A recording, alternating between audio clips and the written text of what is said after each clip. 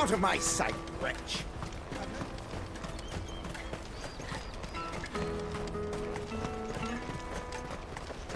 Come on, come on! The caravan stops next to the Juicy train. pears! Slake your thirst without a crisp. Are you the furniture maker? Looking for something in particular? Ah, and Eloise collared you too, eh? Then I expect you want to know more. She told me you were leading the hunt for the pickpockets. What have you learned? For one, that they're targeting the traders carrying the biggest packs. Harder to watch your back, see? And less chance of the mark giving chase if they're spotted. Not that they'd be likely to catch them. Those imps know every inch of this warren like the backs of their hands. Their eyes must have lit up when they saw Goots. The fishmonger round by the gate's been trying to track down the children involved. You should go and have a word with her. Thank you. We will.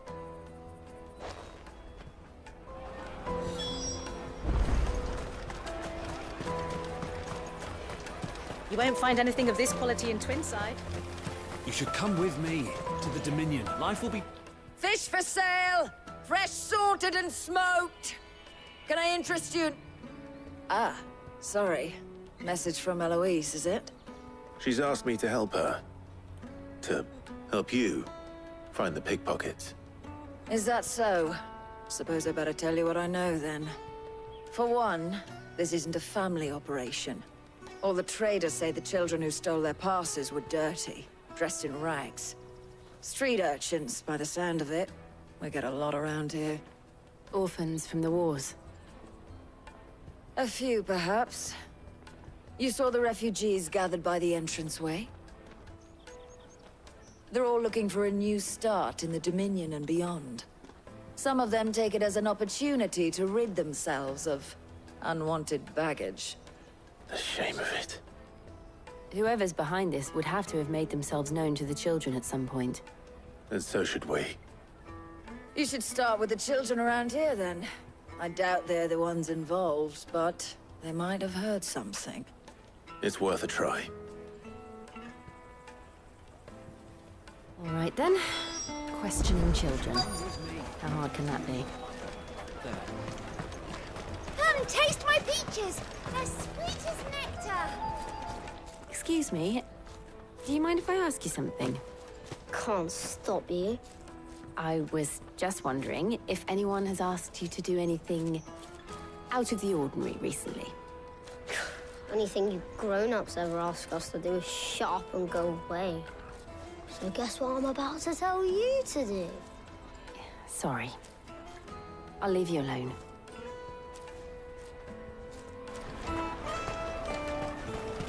I'll take the large one.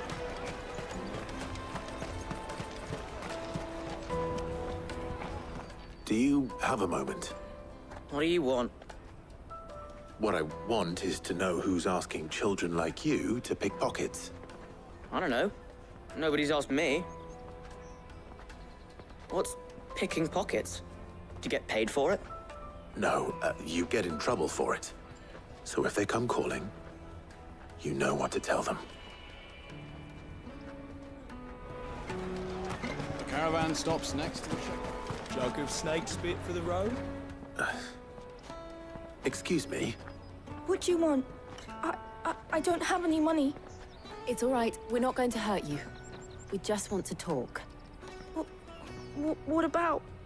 We've heard that some very bad people are making children like you steal from travelers. We need to know who's behind it so we can stop them. I don't know much about it, really. But my friend, Honza, he said he got a job doing something dangerous. Sounds promising. We need to find him and ask. Do you know where your friend might be? He's usually by the tents outside town. Thank you. You've been very helpful.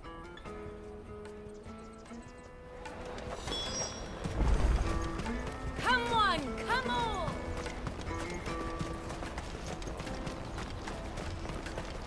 Peaches and pears. Let me carry your goods. I'm cheap. Porter for hire. Best service. That's that then. She must have meant the refugee camp. Let's hope he's still nearby. There are no crystals here.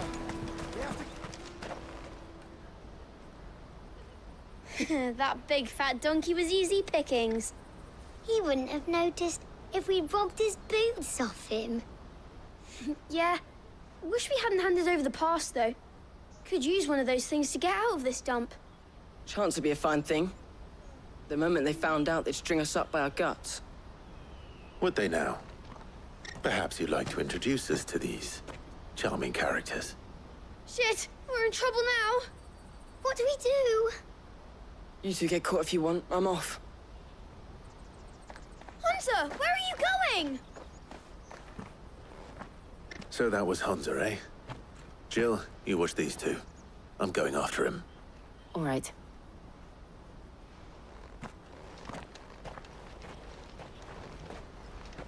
He can't have gone far. I need to find him before his employers do. Daddy, I'm hungry.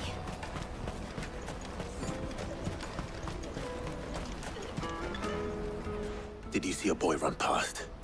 He stole something from a friend of mine. There was a boy ran back there towards the chocobo pen, but... Thank you.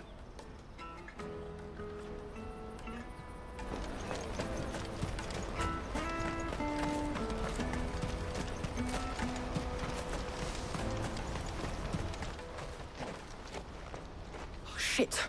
Cornered. It's all right, Hunter. I'm not going to hurt you. I just want to ask you some questions. Fine. Not like I've got a choice. I'm looking for the people who are making you steal for them. Who are they? Called themselves the Carstones. They said they'd give me good gill if I did what they told me. I knew they were bad, but bread doesn't come for free. Didn't come at all half the time, before I started buzzing for them. You know, if I didn't do it, they'd just pick on someone else. Someone they could push around easier. Hunter. You found him then? Jill. Where are the other two? Eloise is watching over them. She sent Goots and I to look for you. You're... him! I haven't got your pass anymore, if that's what you're after. I gave it to the Carstones. Whatever you do to me, I can't get it back. Not that I go against them anyway. If it weren't for their gill, me and my mates would have starved.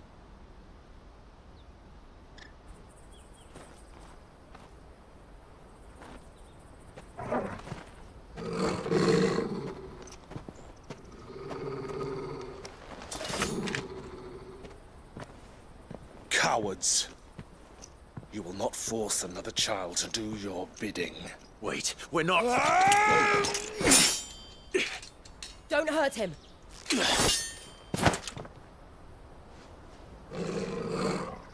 You're making a mistake. We're on the same side. Like hell we are. That brooch. Where did you get it? Master Theo. Goots. What are you doing with these people? Unless you're the ones my sister was talking about. Your sister?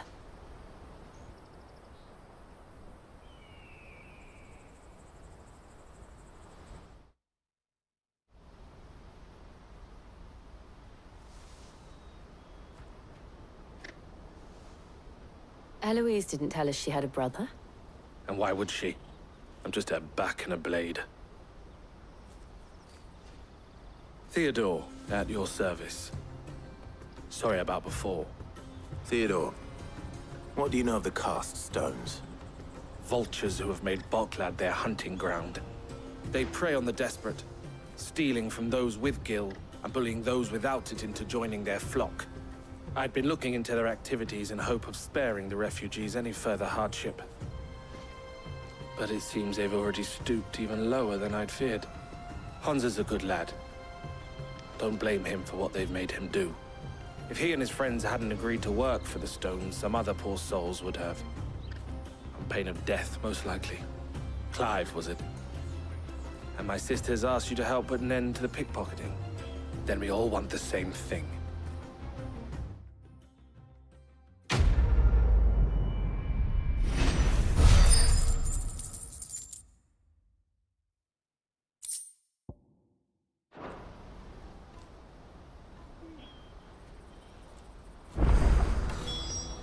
Oh, where is it?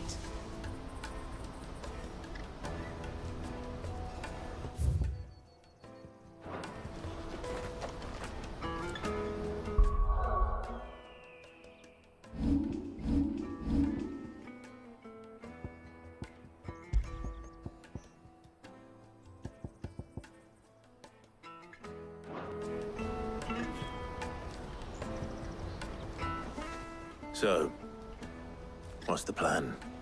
What else? We find the cast stones, and we crush them. You get your trader's pass back, and I make Boklad a safe place again. All right then. All right then.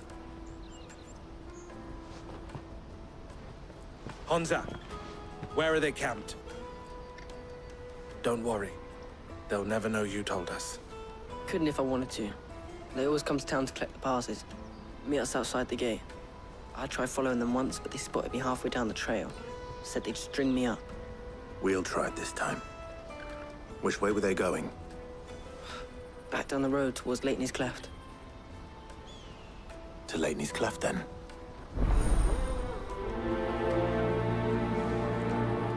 Laney's Cleft is to the south, past the camp.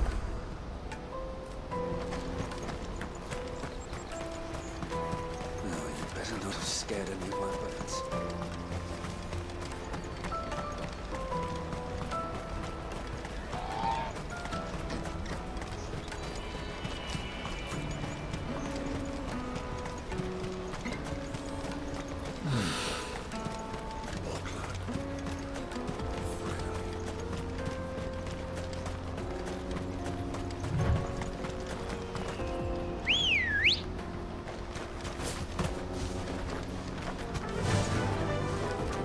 Run like the wind.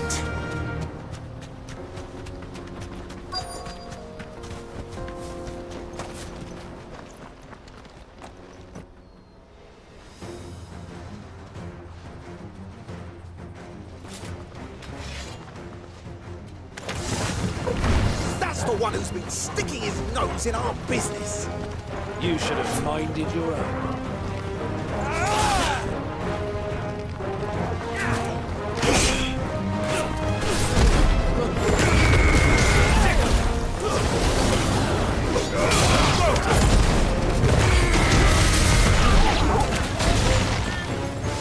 Over here!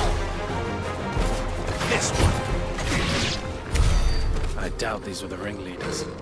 But at least we know we're on the right track.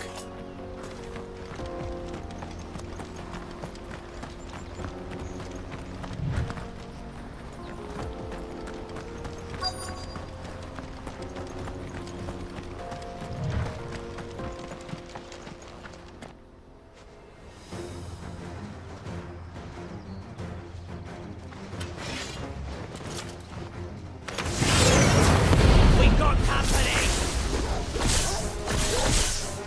That's a lot.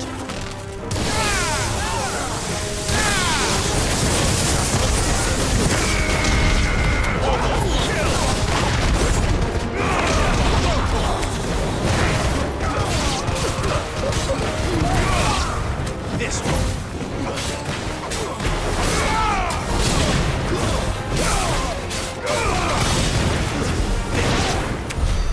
More foot soldiers. Fewer now.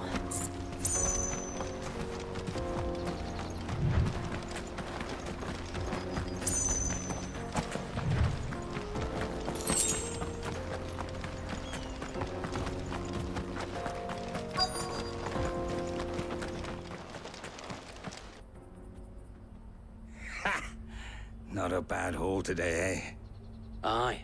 Some of our new recruits are natural-born ne'er-do-wells. Especially the little ones. That Hans has got nimble fingers, all right. It'll be a shame when they chop them off. But till then, let's make the most of it. Gum. The leaders of the cast stones, I take it. They don't deserve any mercy, Clive. I wasn't planning on showing them any. We're ready when you are, Theodore. Oh, I'm ready.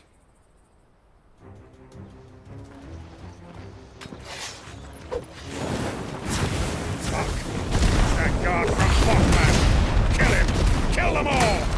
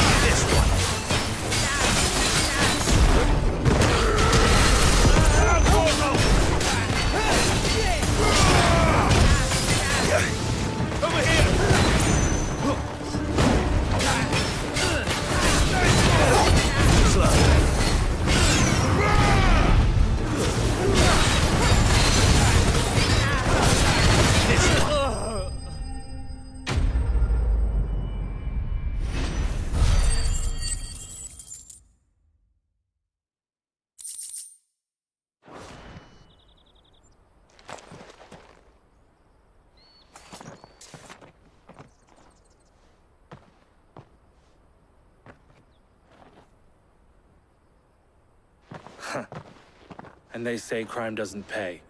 Gold chains, rings, purses. And traders' passes. Dozens of them. Have the names been changed? Not yet. I recognize some of them. No doubt Goots's is somewhere among them. Now I just need to sort through it all and return everything to the people it was taken from. We should go and give Eloise the good news. Can we leave things here in your hands, Theodore? Of course. Oh, and, be sure to tell her of the part I played, won't you? We'll be glad to.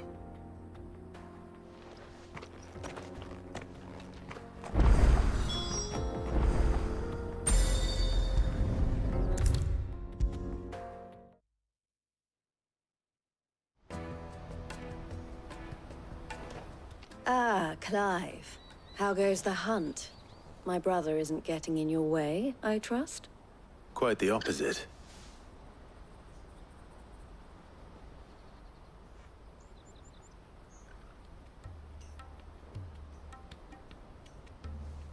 So it was the cast stones who were behind it all. Theo told me he'd been on their trail. And their demise solves 3 problems at a stroke. That of the pickpockets, the bandits pulling their strings, and the passes they were stealing. I only hope yours is among the items you recovered. Only time and Theo's return will tell. Speaking of whom, welcome home, dear brother. You are too kind, Eloise. Here, Clive. Goots's pass. Ask him to keep a closer eye on it from now on, would you? I will. Thank you. El, I've asked our boys to carry the rest of the goods back. Can I count on your help in sorting through it all? Of course. I'll make some space in the storeroom. I expect you'll soon be on your way then. But it wouldn't do to leave without introducing yourself properly. Would it now? Sid. Don't look so shocked. We're on the same side. I don't understand. As you now know all too well, we at the Crimson Caravans are always happy to help those in need. For a small fee, we will move anything that needs moving. Be that goods to market, or bearers away from it. I was the first my sister helped escape. If it wasn't for her, I'd have been branded as a boy. I had no idea. It just so happens that we are seeking to expand our operation. And who better to join forces with than the leader in the field? Wouldn't you agree, Theo? I would. It seems our purpose is the same in more ways than one. So what would you say to working together again? It would be our pleasure. And our honor. The honor is ours. Here, Clive. This is for you.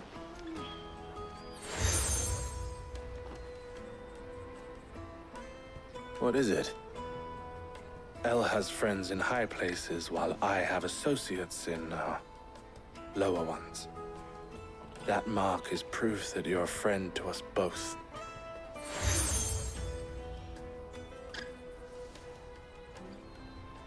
I shall bear it with pride. Well, all that remains is to wish you a safe onward journey. Goots's pass should secure you a place on the caravan, but if you encounter any difficulties, we would be delighted to provide you with a coach of our own. For a discounted price, of course. Say, 9 million? We'll try the caravan.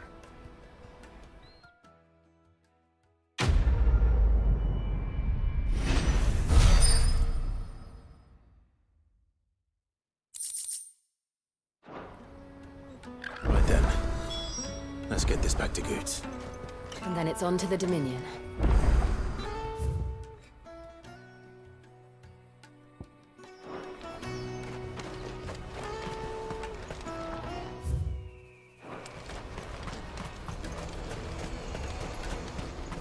Let me carry your goods. Pardon me, but would you happen to be a fighter?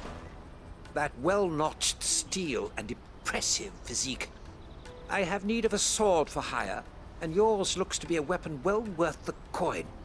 Might you be convinced to offer me the use of those formidable arms? How exactly do you intend to use them? Well, being something of a scholar of Zemeckis history, I wish to investigate the ruins near the city. And I require a rugged companion, lest I find myself waylaid by ne'er-do-wells or the beasts said to roam the area.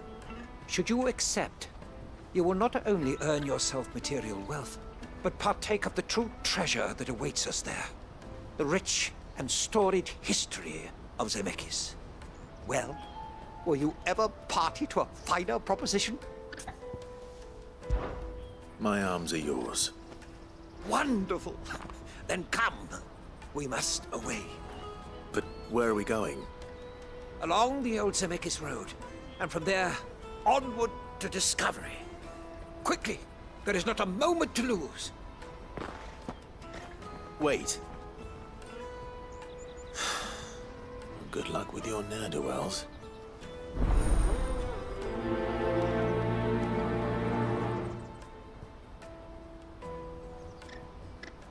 I'd better make sure he doesn't get himself killed. Porter for hire. That's that then. There are no crystals here.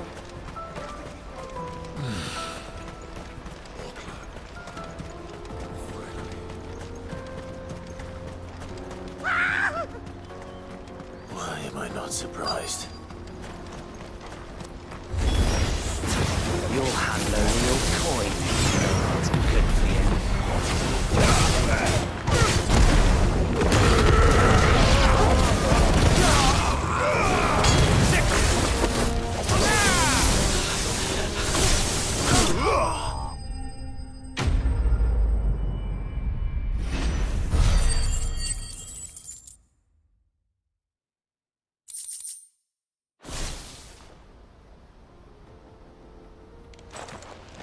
Are you hurt?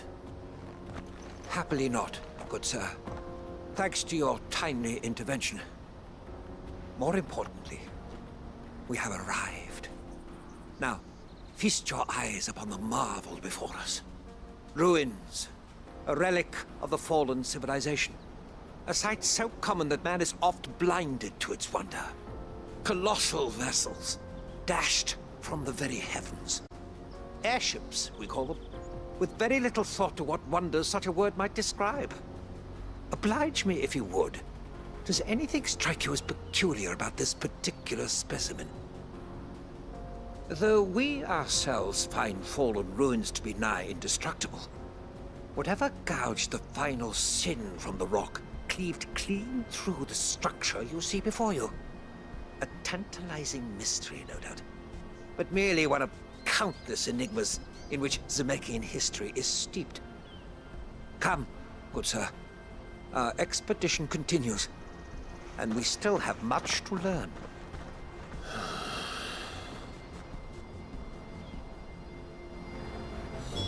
He's passionate. I'll give him that.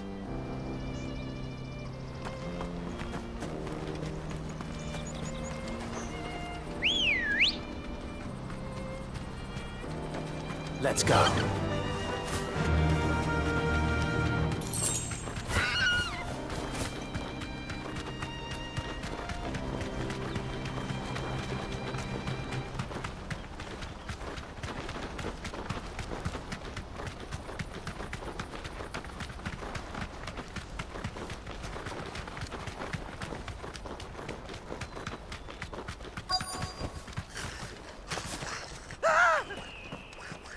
Not again. All right then.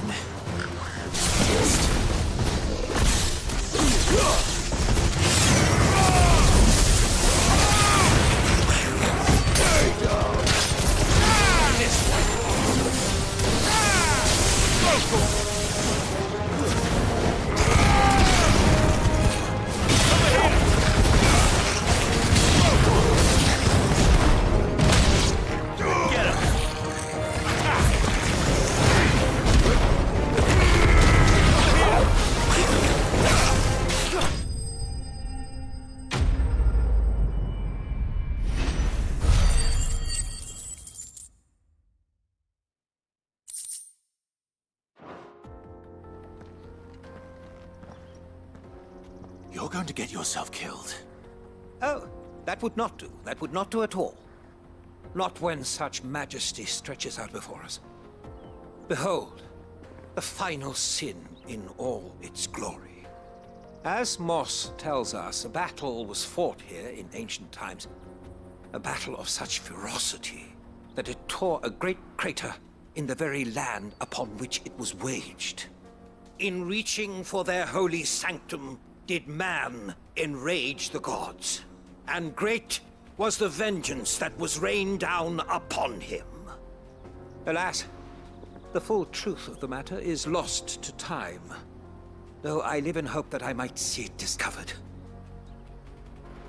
But we must not dwell upon such things. There is more yet to see. Onward! History awaits!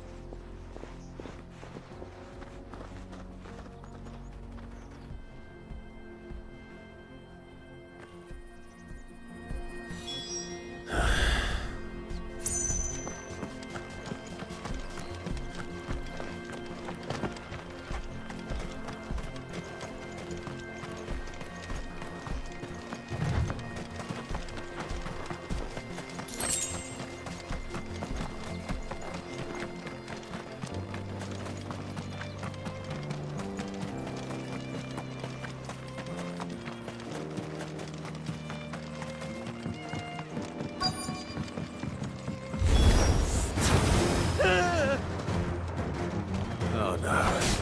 He's really got himself into trouble this time.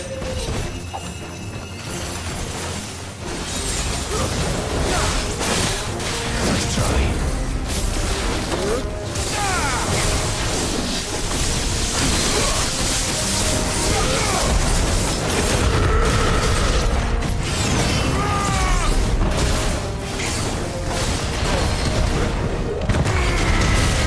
Yours, Torgal.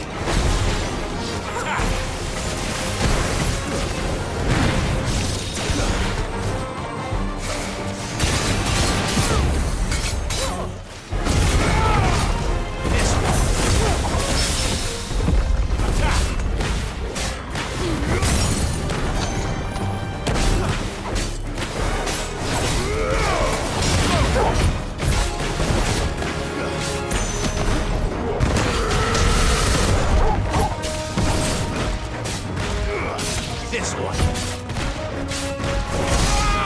Get him. Go, Torgal.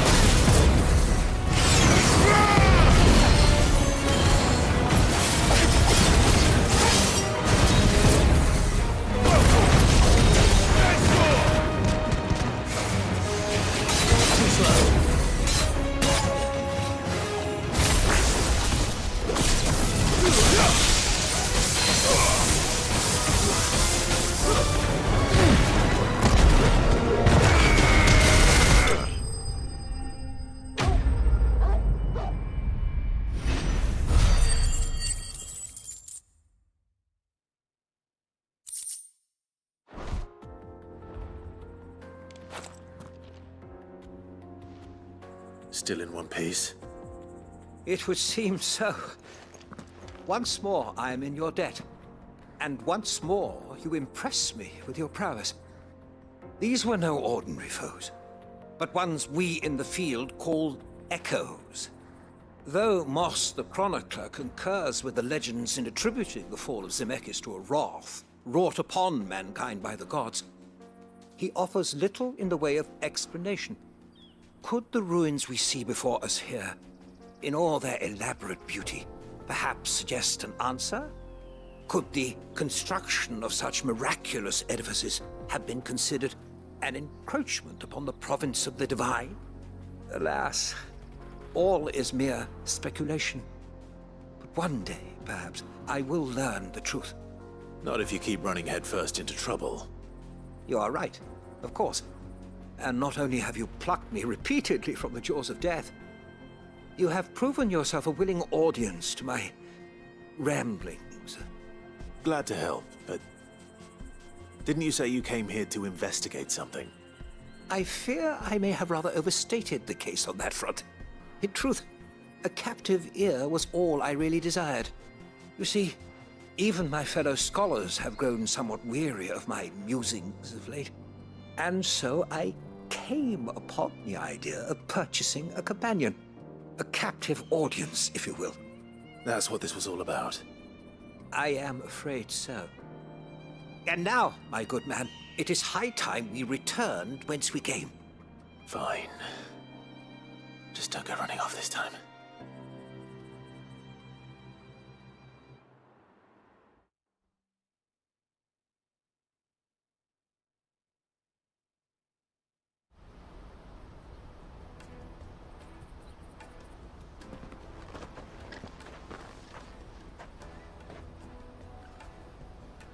And so ends a delightful day. Here, your reward for humoring my selfish whims, plus a little extra for the trouble I have put you to.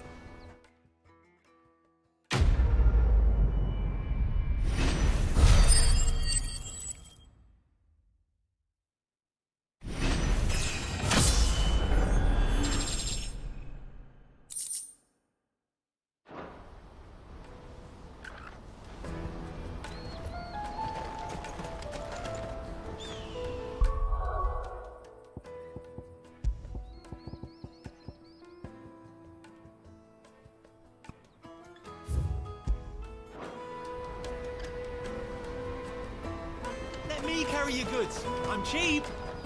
And nasty. Out of my sight, you wretch. I've no use for a brand. You can't even feel my cup.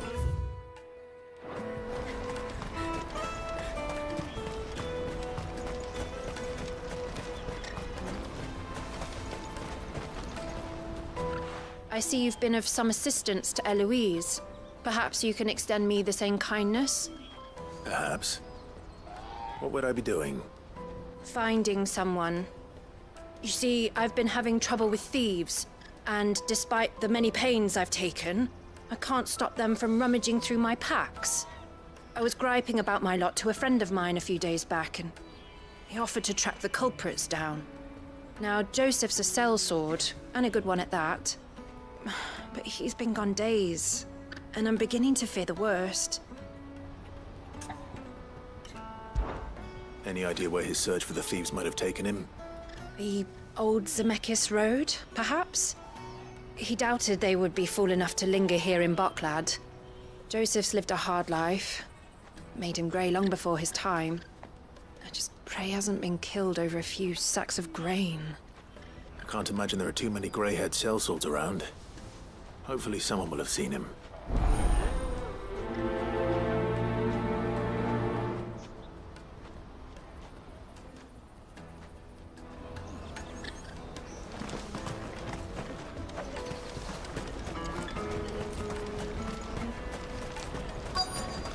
Daddy, I'm hungry. What do you want? I've no coin on me. Just information. Has a sellsword passed through here? Grey hair. Now you mention it, there was a young man with salt in his mane sneaking around out there a while back. Which way did he go? How am I supposed to know? Buggered off down the road, I expect. Now why don't you do the same and leave me be?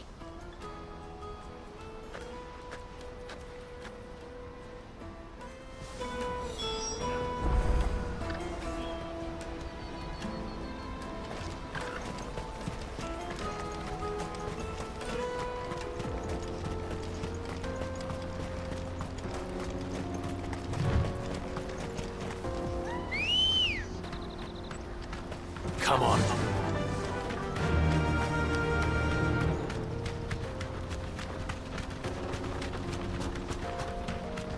Yeah!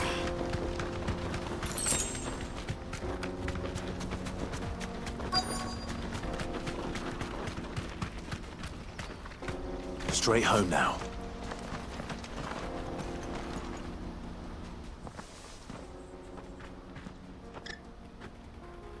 We don't want any trouble. Neither do I. I'm looking for someone. A grey-haired mercenary. Well, we haven't seen him. Yes, we have. We saw him climbing up the rocks. Those ones, over there. Maybe he found his thieves. Mum won't let me near them. She said there's goblins up there, and that they eat little boys for dinner. Shush, now. You've said quite enough already. I only told him what you said. I'd listen to your mother if I were you.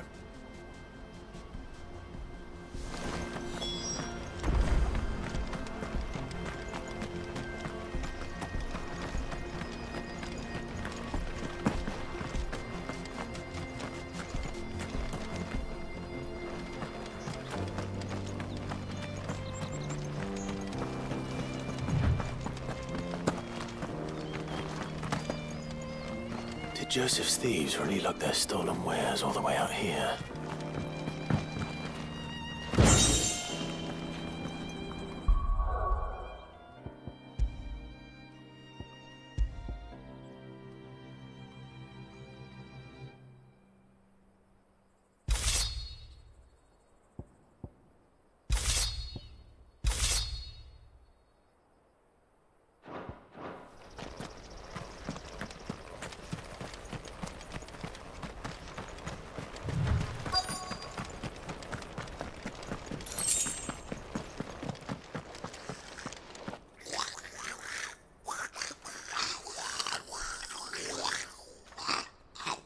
I think we found our thieves. They don't look happy to see me.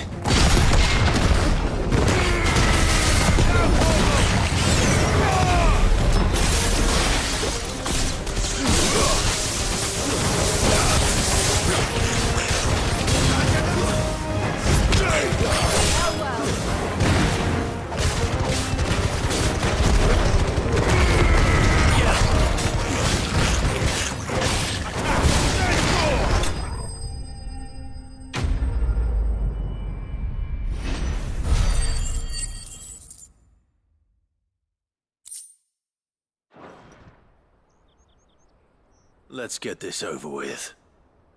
Stop! Don't kill him, he's just protecting his home. Joseph? So the boy was right. I don't know you. Your porter friend sent me to find you. She was worried you might have got yourself killed. Have I been gone that long? Wasn't hard finding the thieves. The problem was knowing what to do with them when I did. I take it things are more complicated than they appear.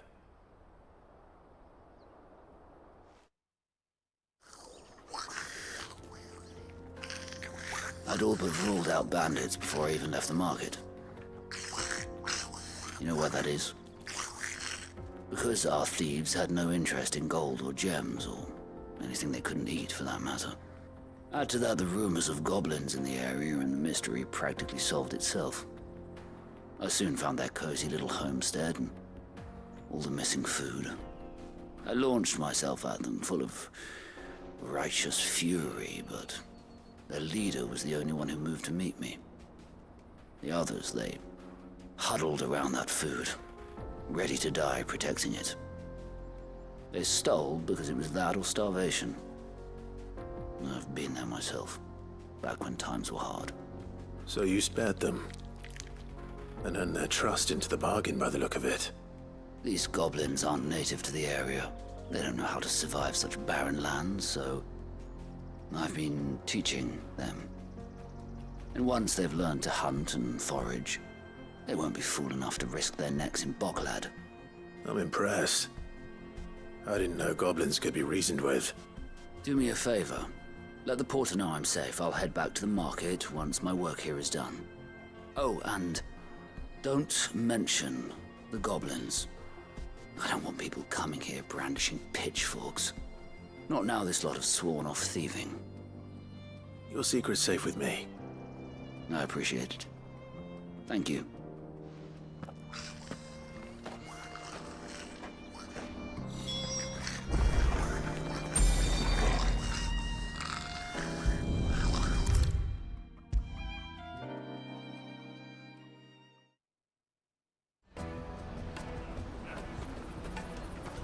Joseph's fine. He'll be back once he's tied up a few loose ends. That's a weight off my shoulders. He certainly knows his business. He found your thieves all right. And I dare say they won't be coming back. A good man to have around, that Joseph. And if he says there'll be no more thieving, that's good enough for me. Thank you for putting my mind at ease. Here, for your troubles.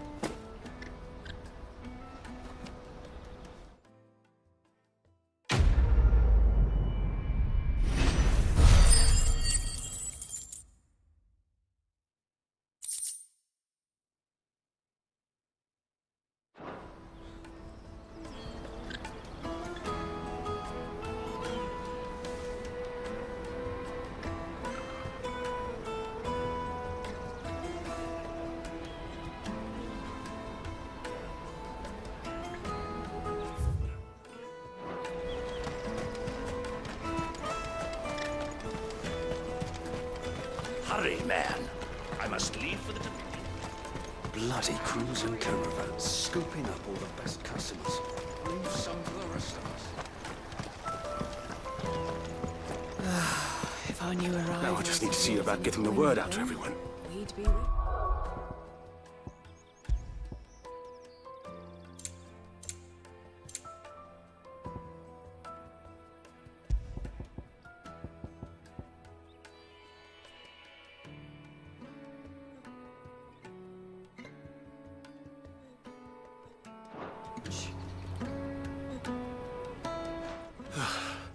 I want to know right away. Bad news. Good, actually. Something worth celebrating for a change.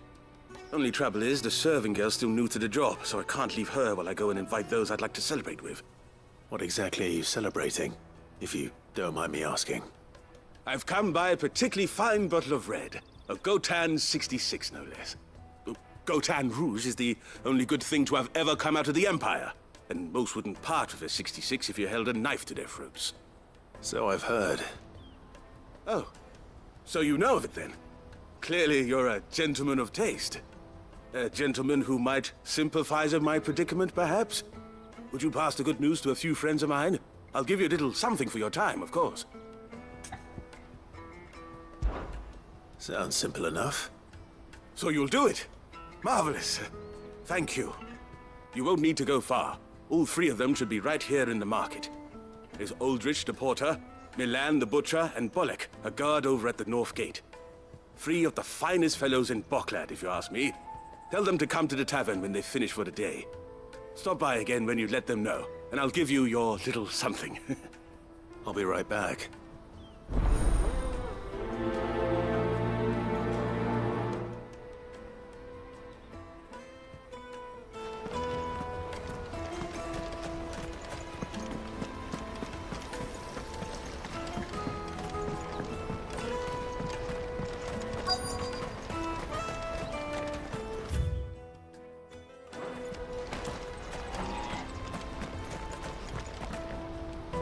I've been asked to find Aldrich, the porter.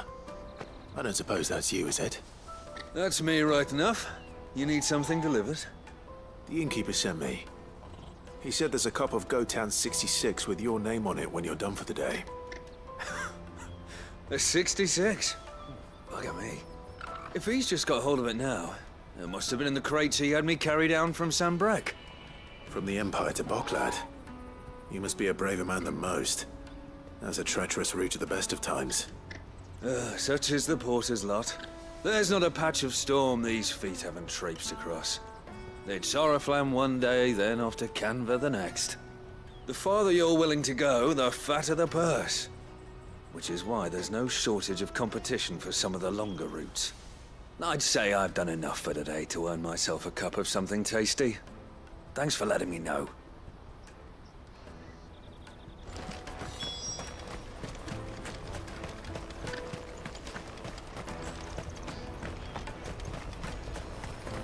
Out of my sight, wretch!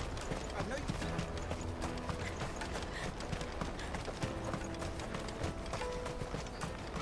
Come on, come on! The caravan stops next to the checkpoint. Are you Milan, the butcher? That's me. What can I do for you? The innkeeper's just had a special delivery. He thought you might like to join him for a cup of wine after you pack up for the day. He knows me only too well. And I've got a ham here that will go handsomely with a nice drop. Wine and ham to spare. Boklad clearly isn't suffering then. Comes with being the place everyone has to pass through to get to everywhere else. Those who travel the Crystal Road bring all manner of goods with them. We get meat from Sambrek, herbs from Rosaria. Why, sometimes we even see curiosities from across the Narrow. My old man knew what he was about when he set up shop here all those years ago. Anyway, thanks for the good news. Oh, you know what? Maybe I'll shut up shop early. Wouldn't want to keep our friend waiting.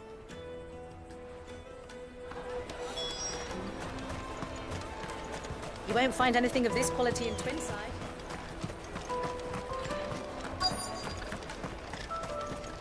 Let us through! I'm looking for Bolek. I was told he'd be guarding the gate. Well, you found him.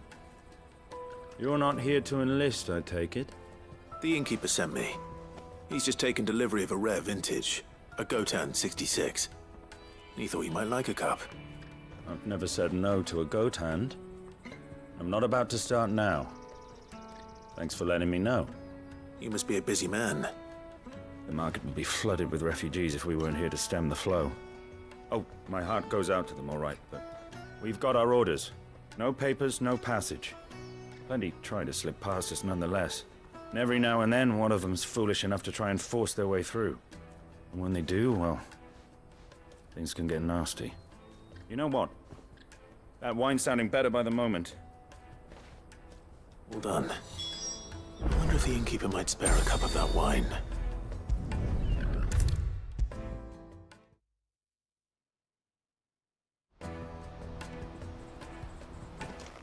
I spoke to your friends.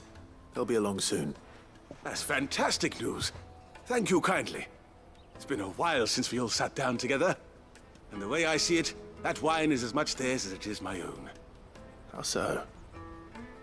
Well, I wouldn't be serving anything but slops without Aldrich to go and fetch the good stuff for me. And then there's Milan, who always sends customers my way. And Bolek, an even-handed keeper of the peace, if ever there was one. Those three are the backbone of Boklad. Lose any one of them, and the market would soon fall apart. And without the market, I wouldn't have a single customer. I'd say that's worth a bottle of 66, wouldn't you? And more besides. Everyone needs a shoulder to lean on. Be they world-weary innkeepers or brooding swordsmen. Right, I'd better prepare for my guest's arrival.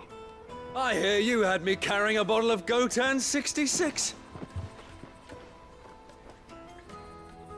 If I'd have known, I would have sold the thing and lived like a lord. I'll settle for a cup, though, if you're in a sharing mood. A Gotan 66. Just as well I had something special of my own set aside. A bottle between the four of us might not be enough to drown our sorrows, but it can't hurt. Here they are, the three pillars of Boklad. Sit yourselves down, gentlemen. The woes of the world may be monstrous in many, but there's nothing like a few good friends to keep the misery at bay. Never a truer word spoken.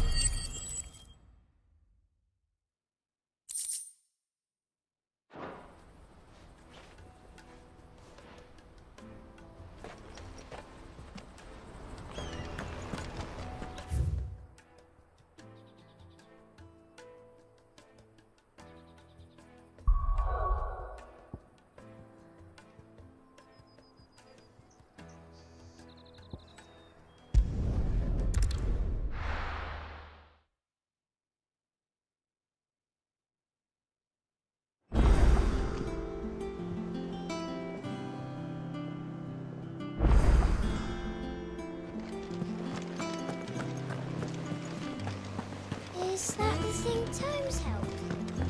Mid told me she was building a ship.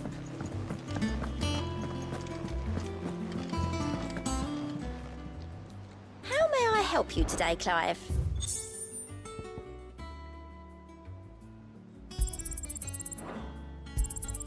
All yours. You earned this. Best of luck out there, Sid. Clive! Here you go.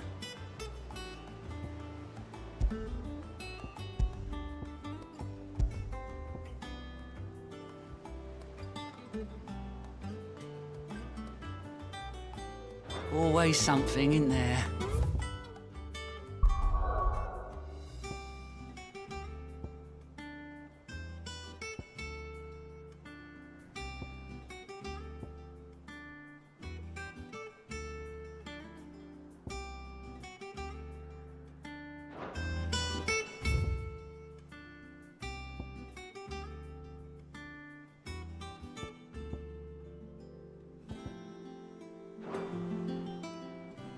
How are you doing?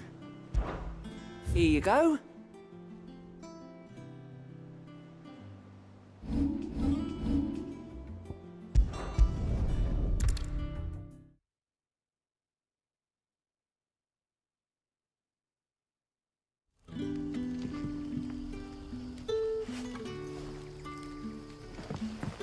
Good day to you. Sid.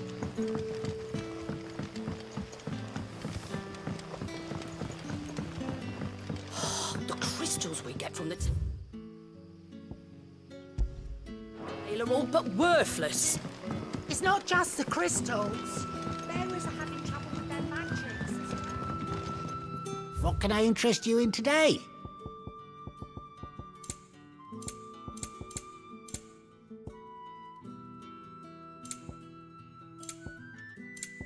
You're always welcome here in Lostwing. Are we had to dig a new cellar?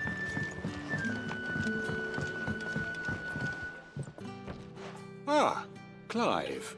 Your timing is exquisite, as always. I have a concern which you may be able to assist me with. Go on. There are whisperings afoot of shadowy figures having been sighted outside the village. Rustlings in the undergrowth, suspicious noises. My people fear that they are being watched. It may be no more than a surfeit of nerves, understandable in the current climate, or it may be the prelude to something altogether more dangerous. Given what I hope you'll forgive me calling your nose for trouble, I wondered if you might investigate. Of course. Excellent. You might begin by speaking with the good citizens of Lostwing. Listen to their tales, and make...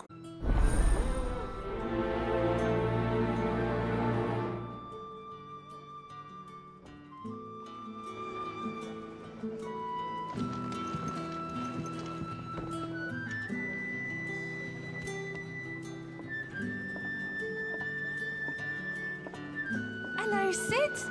Could there be any truth to these rumors, do you think? I don't doubt that people heard or saw something. As to what it was, there's only one way to find out. Are you even listening?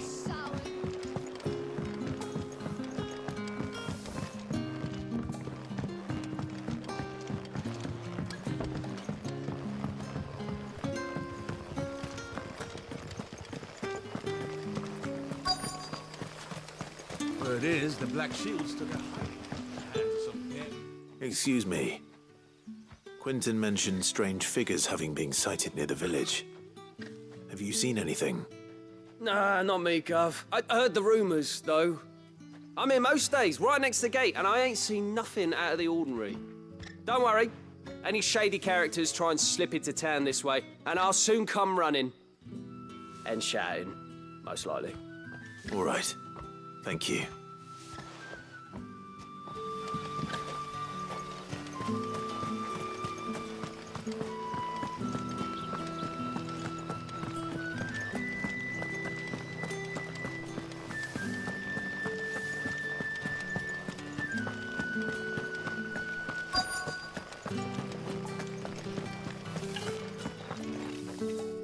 Do you have a moment? There's talk of suspicious figures in the woods. Have you seen anything out of the ordinary? No, but I've heard something. Sound of scraping metal, like someone sharpening a sword. Where was this? In Lorbert's Pass. Was out foraging for herbs when I heard it, screeching out from between the trees. Ran back here as quick as my legs would carry me, and I ain't been back since. I see. I'll look into it. Thank you. We make for Lorbert's Pass, then. Probably a good idea. Figments of the imagination don't sharpen swords.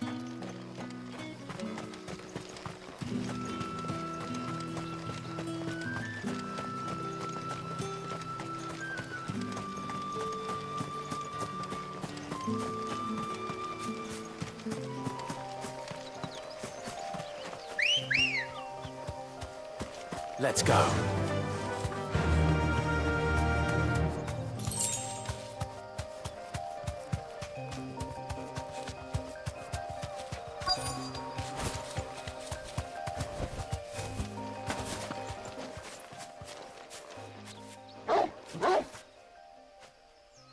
You there. Fuck! He's seen us. Get them before they escape! Black Shields. Here. What is it to you? Not that we give a damn. What matters to us is that you don't leave alive. Get him!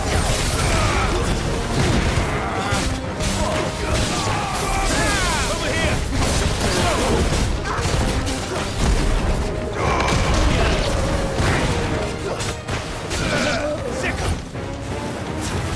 Over here!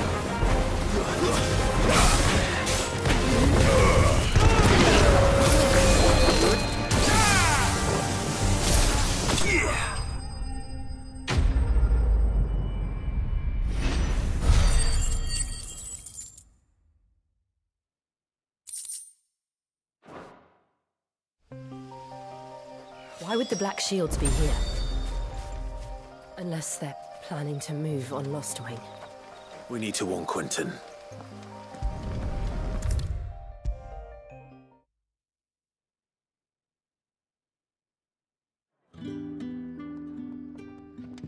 Clive, how goes the hunt for our sinister figures? I found some Black Shields hiding near Lorbert's Pass. They're gone now. Black Shields. The Empress's former bloodhounds. Though they serve another master now. One who means to root out and destroy both me and those I care for. And it would appear the pack has finally caught the scent of its prey. Damn it all. I had hoped I would have more time than this. More time to prepare. But if we are cornered, we have no choice but to bite back. And bite back we shall. I'm sorry. You're going to need to explain.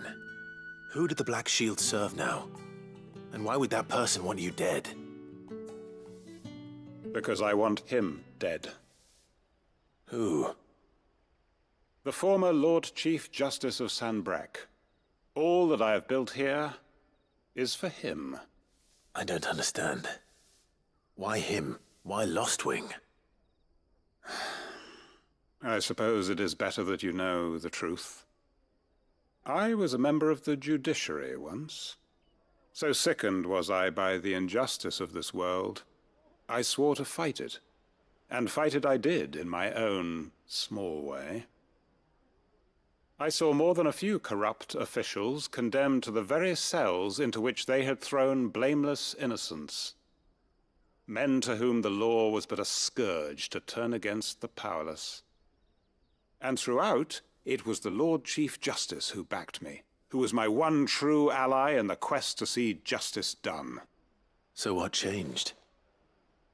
I discovered that he hunted bearers for sport. I was a fool to think he shared my hatred of venality and vice. His support for me was no more than a facade, a means of ridding himself of his rivals, a mask to hide the rot beneath. I filed suit against him immediately. His response, however, was rather more visceral.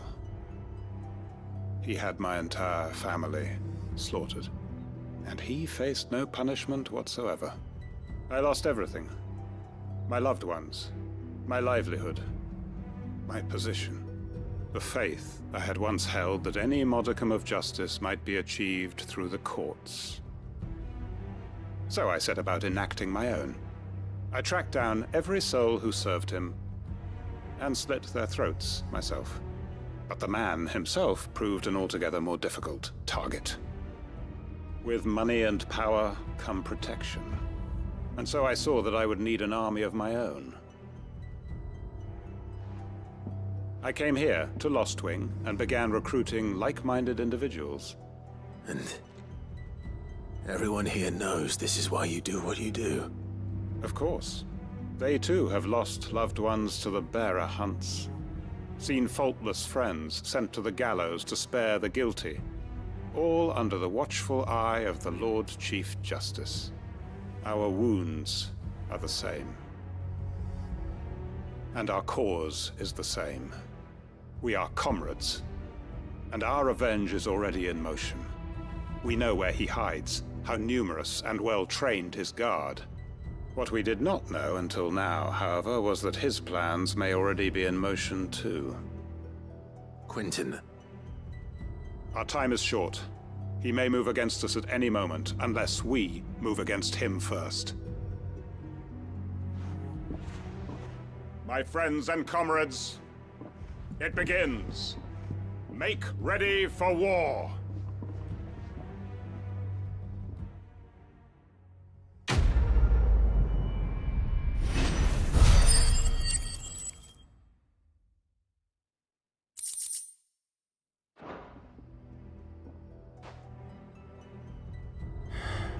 I'm not going to change his mind.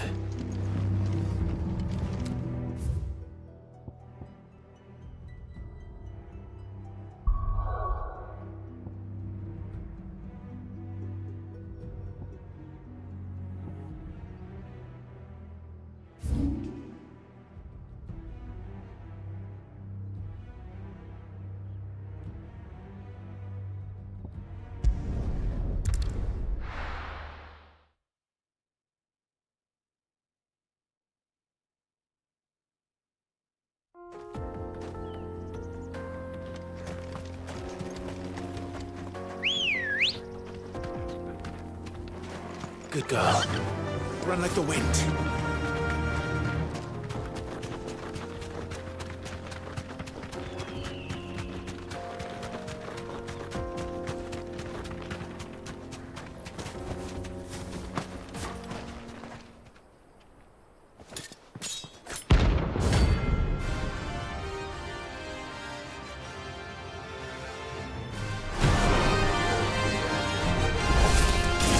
My blade yet hungers, and so do I.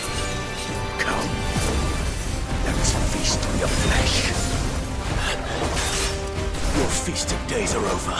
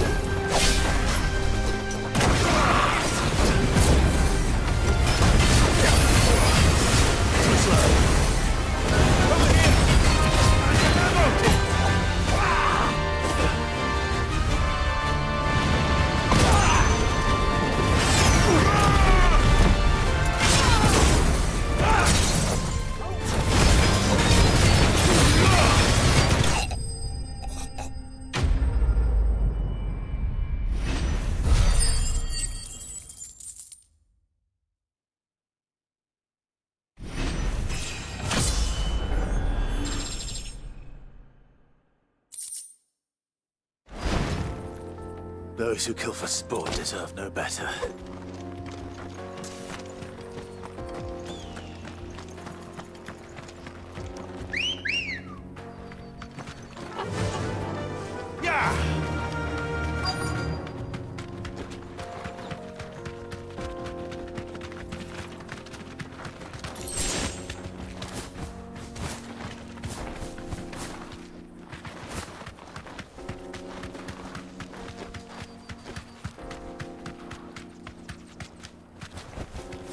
Thanks, Gal.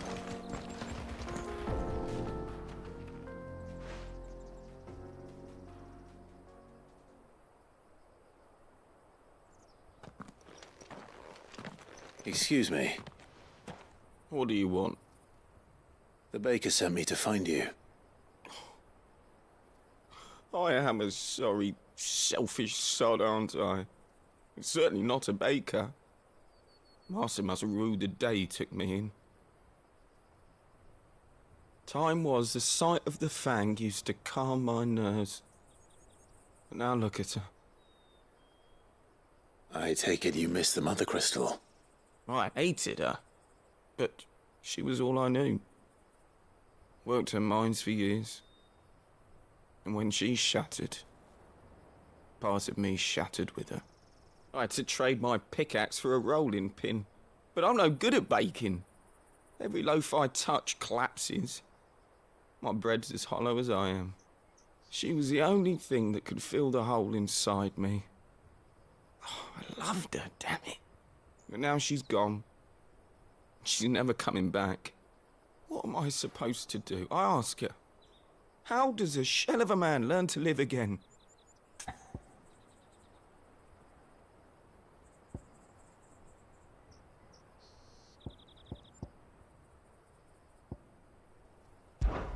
Try to remember the good times.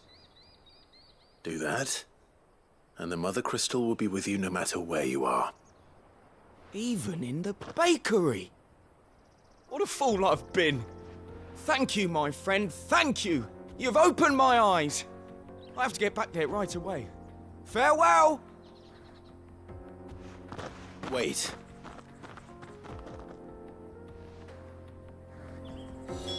Suppose you won't be needing an escort then.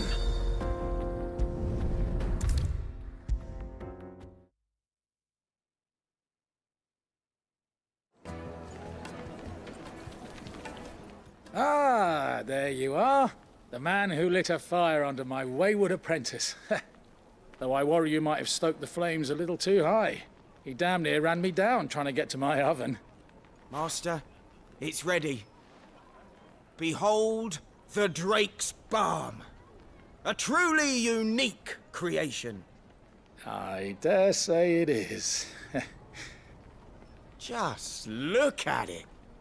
A perfect likeness of the Fang herself. Her steepled peaks, her fulsome spurs, her inviting hollow. True, my loaves collapse more often than not, but what's the Fang without her crater? Why, no Fang at all. And look, inside. She's filled to bursting with a bounty of beautiful crystals. Salt crystals! Master, I have found my purpose. I must use my work here to preserve the memory of the Fang.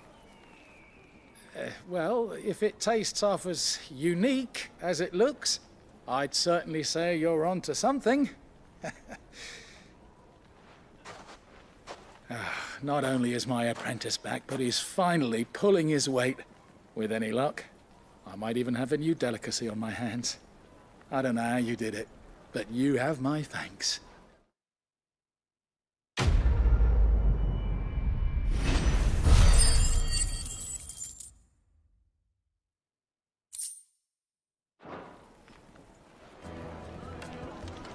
Now, do something.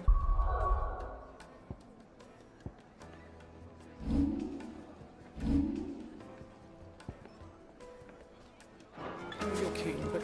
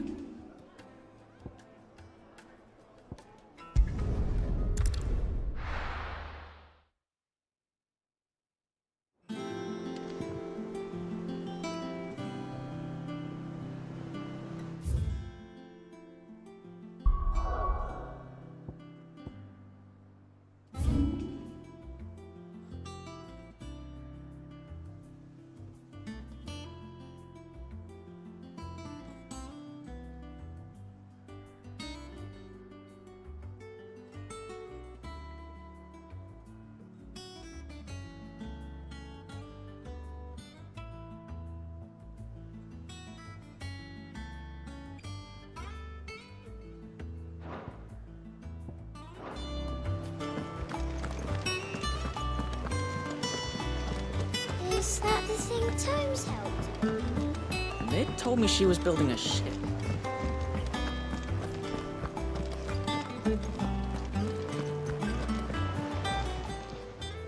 Fancy a look at the list, do you? Quick look. Always something in there.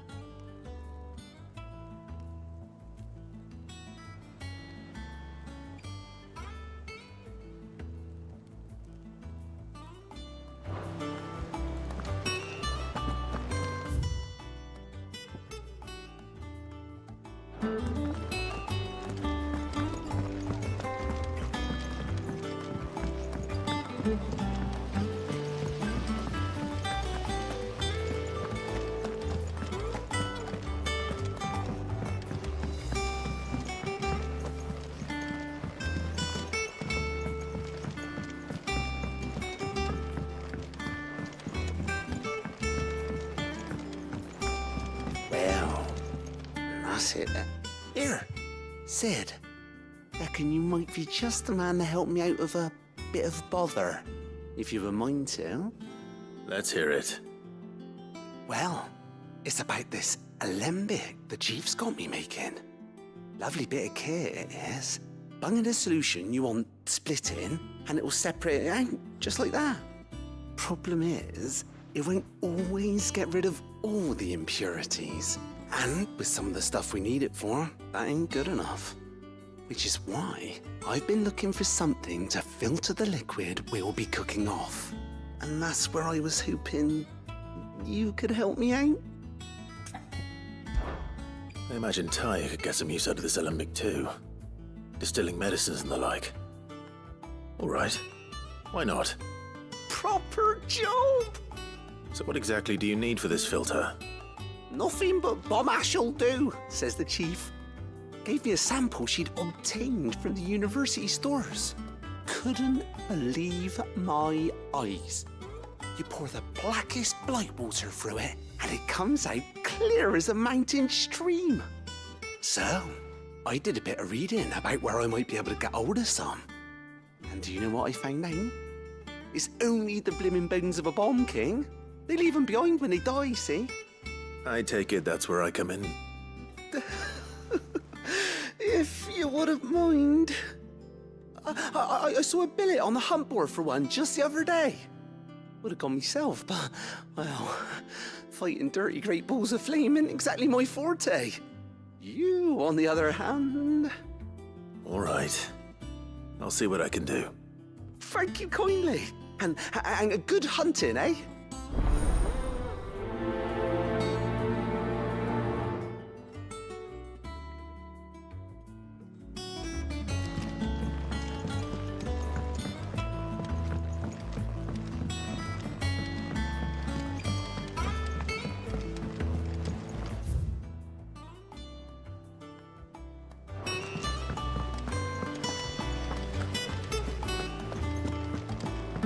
Wish I could take one of our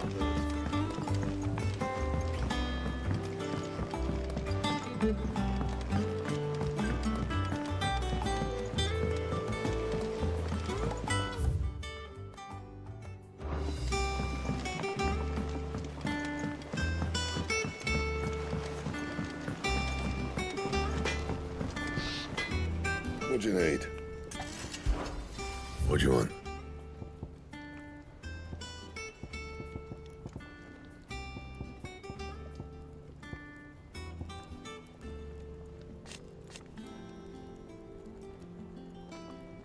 Anything else? He cracked the crystal too? You're joking.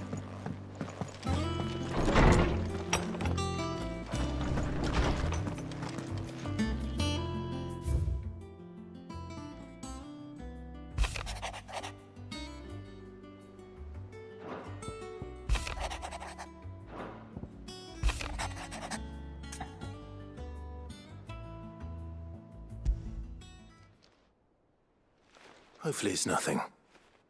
But I should speak to Blackthorn just in case.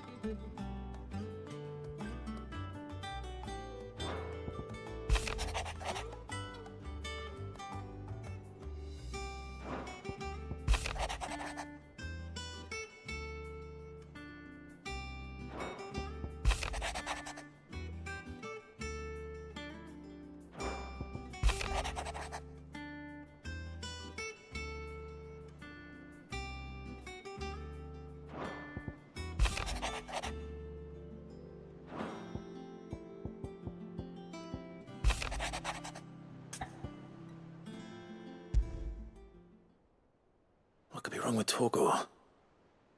He seemed well enough when I last saw him.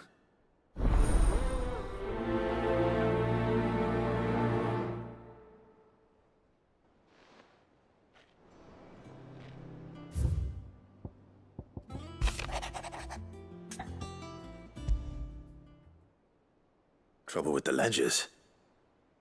Shouldn't he be asking Otto for help?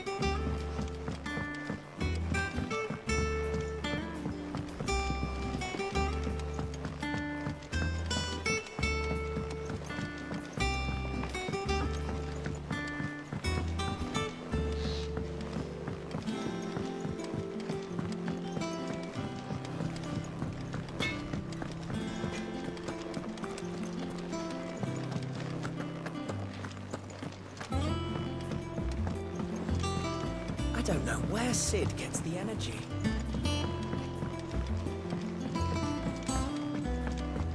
Mid told me she was building a ship.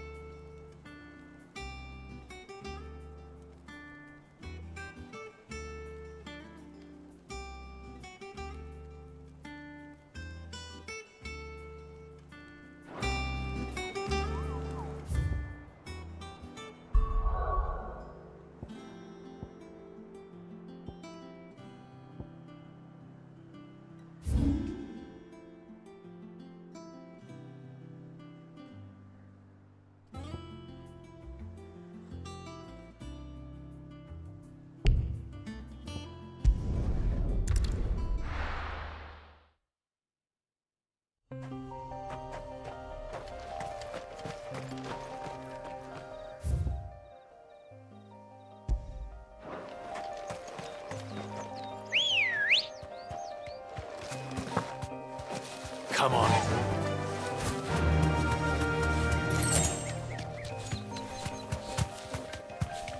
We're not alone.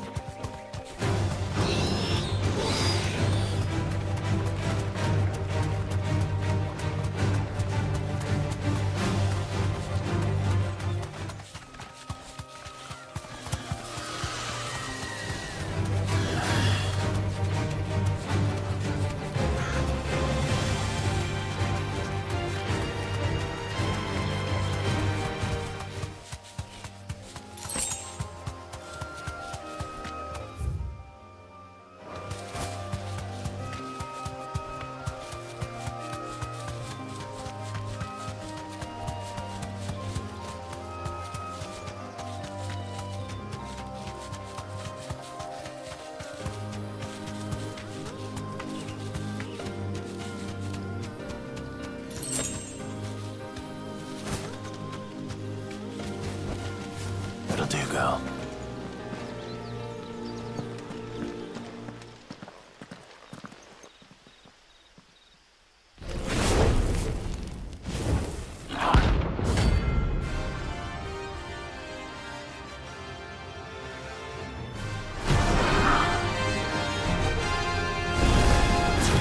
Look what we have here. Greetings, Your Majesty.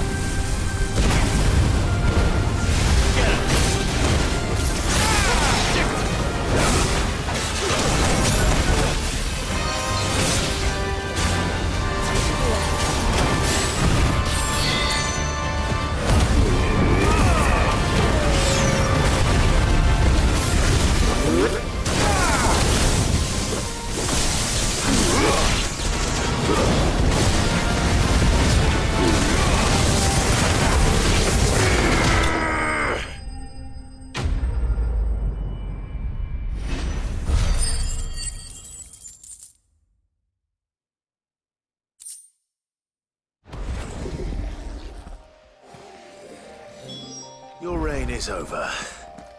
Now to collect the ash. This looks like the stuff.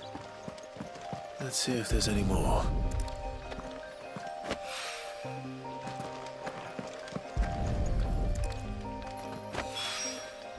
That should do it.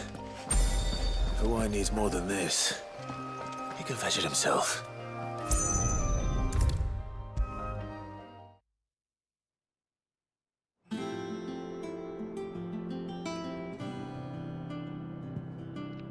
All right there, Sid? How's that hunt for the bomb ash going? I have it here.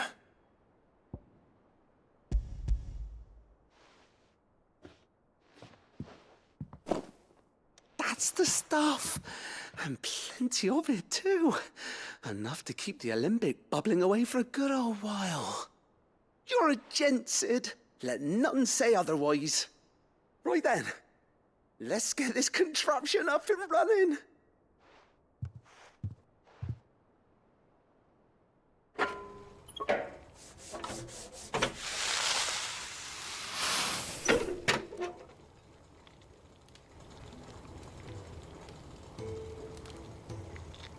There we have it.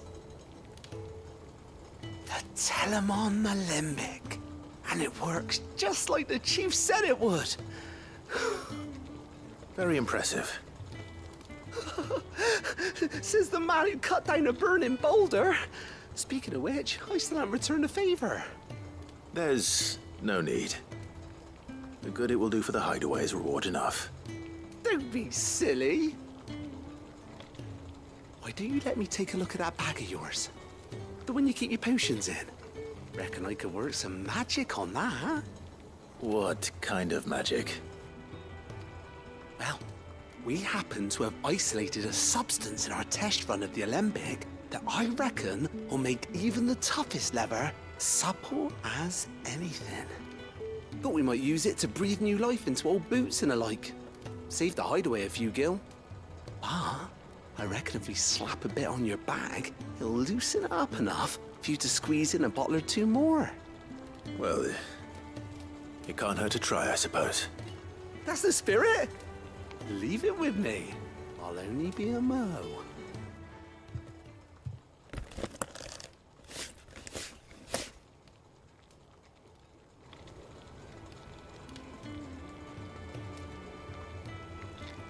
Well, what do you reckon?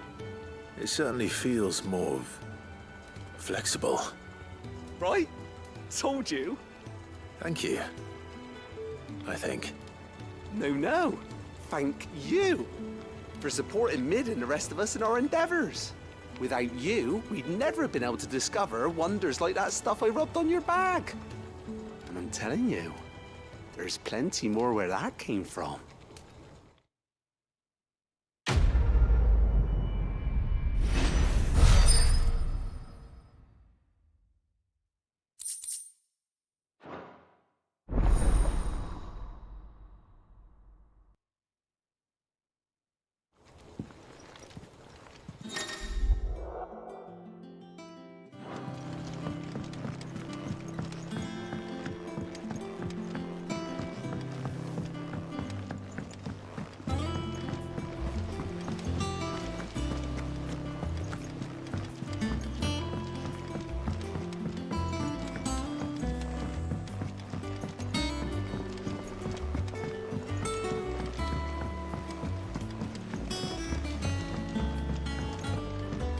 I went up to give some greens to the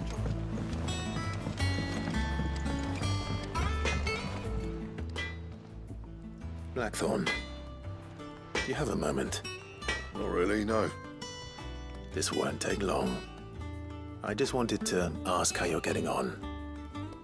August was worried about you, that you might still be doubting your craft, even after learning the trick of that cuirass.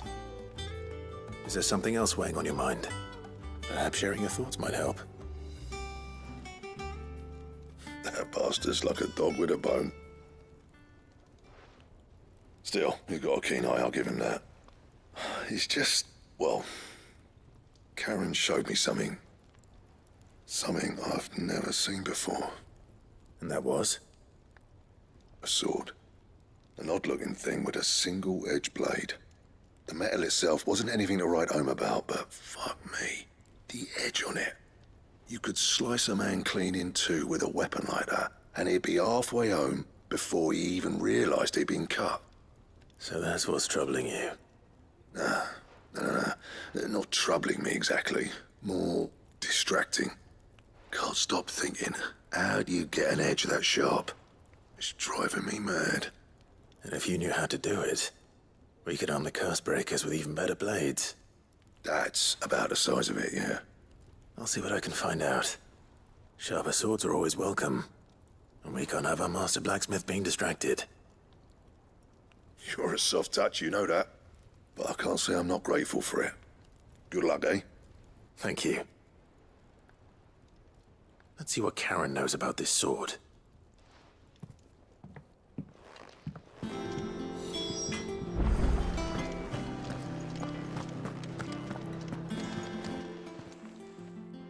I got your note. You think something's wrong with Torgal? So you can read. Congratulations. But I didn't say I were wrong with him. I said something weren't right. He's not been eating me treats. He used to love cracking the bones from Molly's boiled brown, but now he won't so much as look at them. Didn't like him.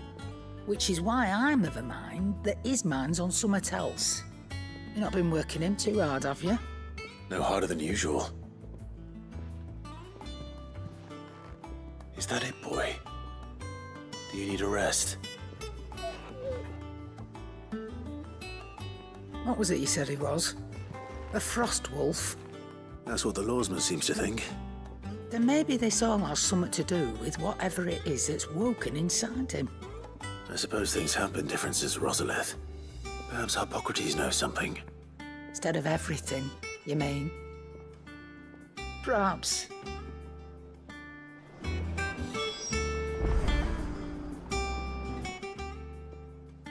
You're looking well, Karen. What do you want? Out with it. I want to know about the sword you showed Blackthorn. Single-edged and extremely sharp. Running around after him again, are you? I suppose I am, yes. But I need to help him find out how to work an edge like that. It's driving him to distraction. Little wonder, I suppose. There's not many like that make it as far as the twins, and those that do go straight into private collections. Which made it nice and easy finding a buyer. Can you tell me who bought it? Where is it now? You think I tell people who my clients are? Suppose you're not likely to go nicking him off me, are you now? Fine. If you stop mooning at me like that. Lord Ignac's the man you want. Dalmekian bloke. Collects weapons and the like. And he's got more money than sense, which is why he's one of my favourite clients. Reckon he'll still be at the inn in Dalamil, where I left him. Thank you, Karen. Oh, and he's a touch eccentric, if you take my meaning. I appreciate the warning.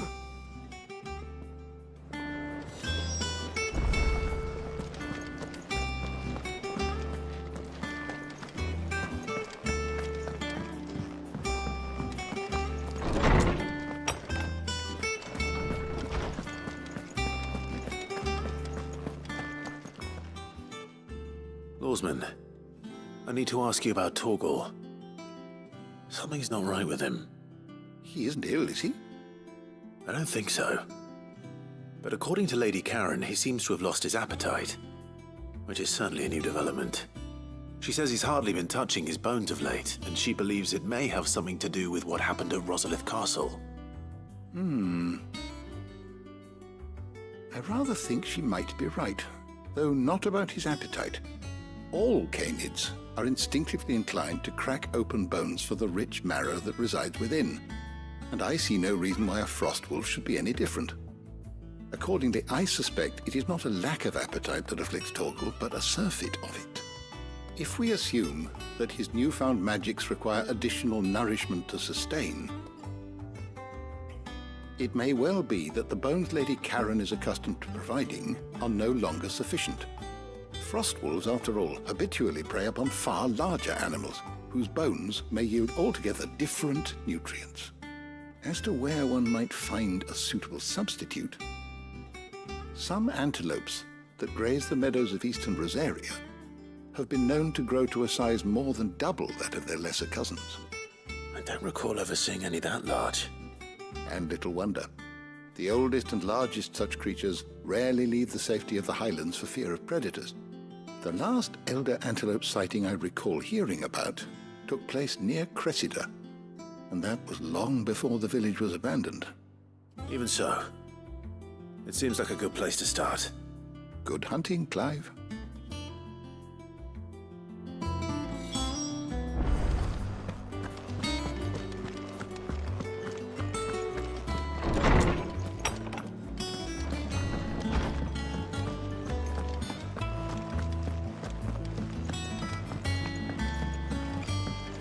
I don't know where Sid gets the energy.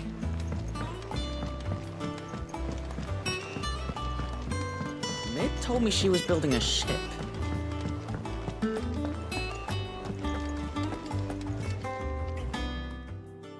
Clive, did you get my letter? That's why I'm here. Shh. I don't want to be listening. Is this better? A little.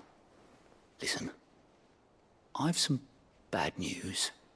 It turns out the hideaway may be slightly behind in its payment to certain lenders, and it's maybe my fault. But I swear to the goddess, I thought I had the numbers square. Sadly, that square turned out to be more of a circle. 0, you might say. I can straighten it out, I swear, but it's gonna take some time, and I'm gonna need help keeping it from Otto. Bit late for that, I'd say. There you are! What a surprise! So let me get this straight. You forget to pay our lenders what they're due, and instead of coming straight to me, you get Clive to come to you. You know, he'll dig you out of the hole you've dug for yourself. Clive, the man in charge of the place you've been cheerfully trying to bankrupt. And you thought this was a cunning plan. Why? Well, who needs paying? Oh, just Martha. And the dame. And, well, Lady Karen. But only 500 talents. We owe 3 of our most trusted friends 5 million gil. Each. 5 million each. They lent us the bulk of the money we used to rebuild the hideaway, you see, and, well, I must have made some sort of oversight. Those ledgers were my responsibility, and it was my decision to entrust them to you. This is my fault. Do we have that much to hand? I can always ask my uncle. No, we don't. And no, you won't. We've lightened Lord Rosfield's purse enough. After the king's ransom we had off him, he deserves better than to see our begging bowl. Besides, we'll need to learn to stand on our own if we're gonna make this work. All right. But that doesn't mean you have to shoulder the burden yourself. Is there anything I can do to help? There might be. How'd you fancy taking these to Martha and the dame? Rocks. Rocks, he says. Worth 1,000 talents apiece, these are. A little something Sid and I set aside for when times got lean. And I reckon 15 million in overdue debt probably qualifies. I just hope our associates' eyes are a bit more discerning than yours. I'm sure there will be. Should be me making the rounds, really. But you know how it is with this place. Orders to bark, arses to wipe, and all that. I know. Which is why I don't mind going in your place. Go. Do you know why I only gave Master Clive here 2 star rubies? Because you'd rather Lady Karen killed me. Because I'd rather Lady Karen killed you. Yes. Well, I suppose this is goodbye then. Don't worry. I'm sure Karen will understand. Really? Do you think so? No, I don't.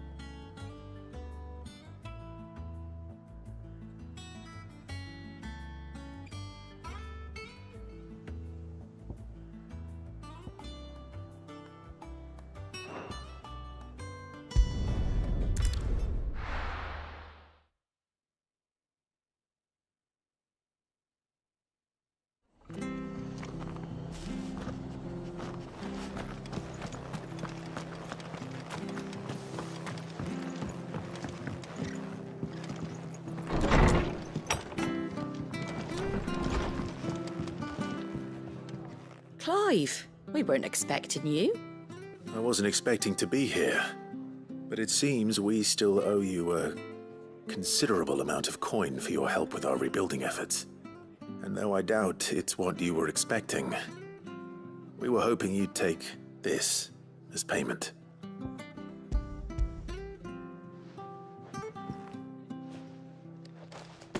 A star ruby? I can't accept this. It's worth at least twice what you owe me. More if you can find yourself the right buyer. Think of the difference as interest. Interest? If word got out I charged that much, no one would ever borrow from me again. Anyway, why are you the one here asking me about this? I'd have expected Otto. Bit much sending the Lord Marquis out to settle your debts, isn't it? The old goat working himself to death again? Something like that. Most days I think he's the only reason the hideaway's still standing. Same as always, eh?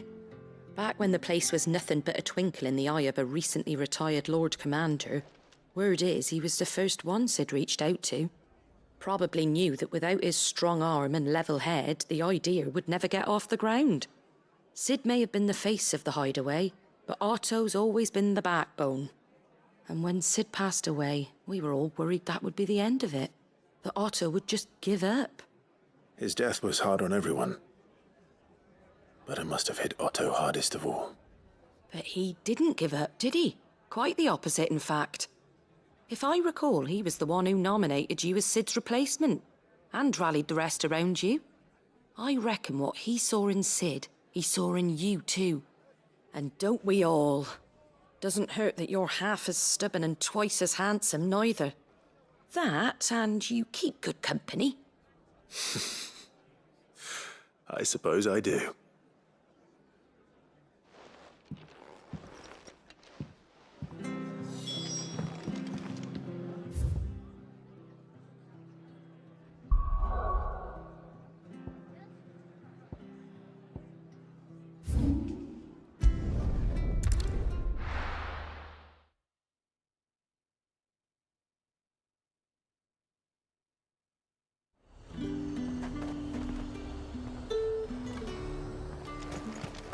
There's talk at the glass gate.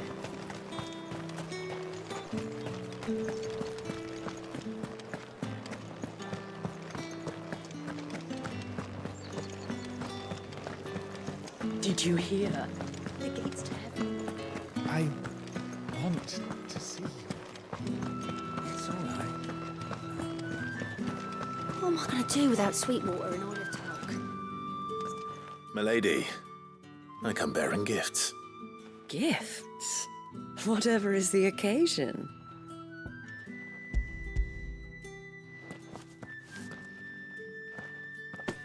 Oh my. Clive, you really have outdone yourself. Otto asked me to give it to you. To settle the hideaway's debt with the Veil. And to compensate you for the time it took us to do so. You disappoint me, Clive. I thought you might finally be warming to me. Tell Otto he can keep his baubles. I tried to tell him as much the first time around. The man owes me nothing, nor does the hideaway. My contribution to the restoration effort was made freely and willingly. It was the least I could do. You once told me Sid did you a kindness. I'd like to do the same. Please, accept it. For my sake. And for Otto's. For all of us. For all you've done. It is rather fetching, isn't it? Very well. Otto is lucky to have you, Clive. I doubt anything could ever replace his son. But you and the others at the hideaway are the closest thing he has to family. Otto had a son. Long ago, yes. Sid told me Otto lost him when he was just a boy, and blamed himself for not being able to stop it. I don't know how it happened, whether there was anything he could have done, but it was clear that it weighed heavily on him. I didn't know. How could you have? I doubt anyone did. Besides Sid, I've never met a man more keen to bear his sorrows in stoic silence. An ill habit, given that both have always been surrounded by friends desperate to help them. I'm beginning to see that.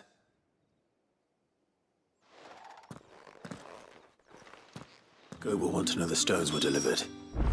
If he's still with us.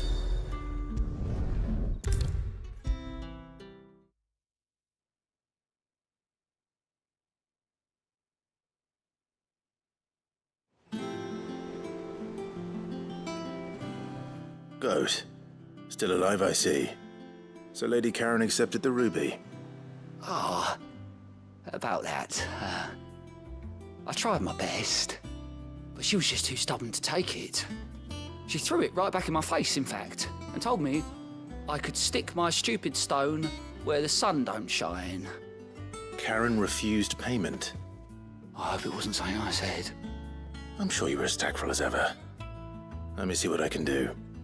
Oh, wonderful. I hope you have better luck than I did.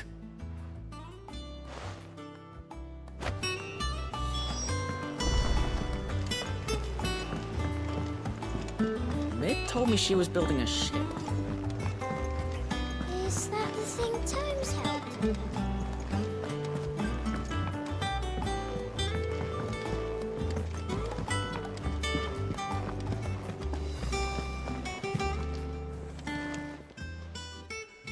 Lady Karen, Goat tells me you weren't happy with our offer. Would you prefer the debt was repaid in coin? What debt? I don't recall lending any of you lot me hard-earned gil. I may have tossed a talent or two in the Hideaway's coffers, but those were donations, and you can hardly call it charity if you go asking for it back. Of course not. But one good turn deserves another. And our circumstances have changed. Surely you wouldn't shun the gratitude of a pauper who happened to have become a prince. Oh, so you're a prince now, are you? Fine. But I'm selling it and taking what I'm owed, then you're getting the rest whether you like it or not.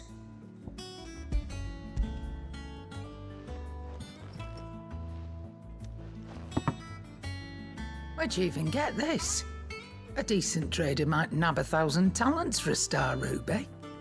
A canny one, meanwhile, might claim it were nicked from the belt of Sid the Outlaw himself and ask twice as much. Might be I already have a buyer in mind. Might be you even know her. A fine continental maid whose beauty's only eclipsed by a guile in commerce. You wouldn't mind, would you? Not at all. Just be sure to tell her that it's always a pleasure doing business.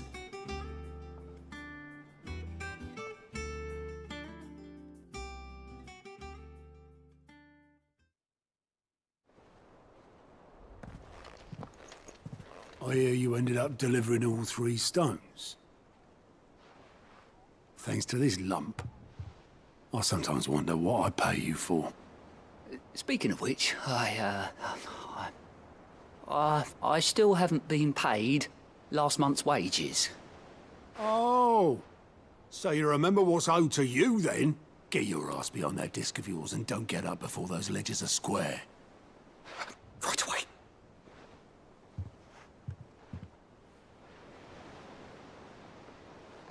I've seen that before. You have, yeah. Plenty of times. It was the only goblet Sid ever used. Either out of habit, or because the filthy sod couldn't be bothered to find a clean one. I knew so little about him. Like most people.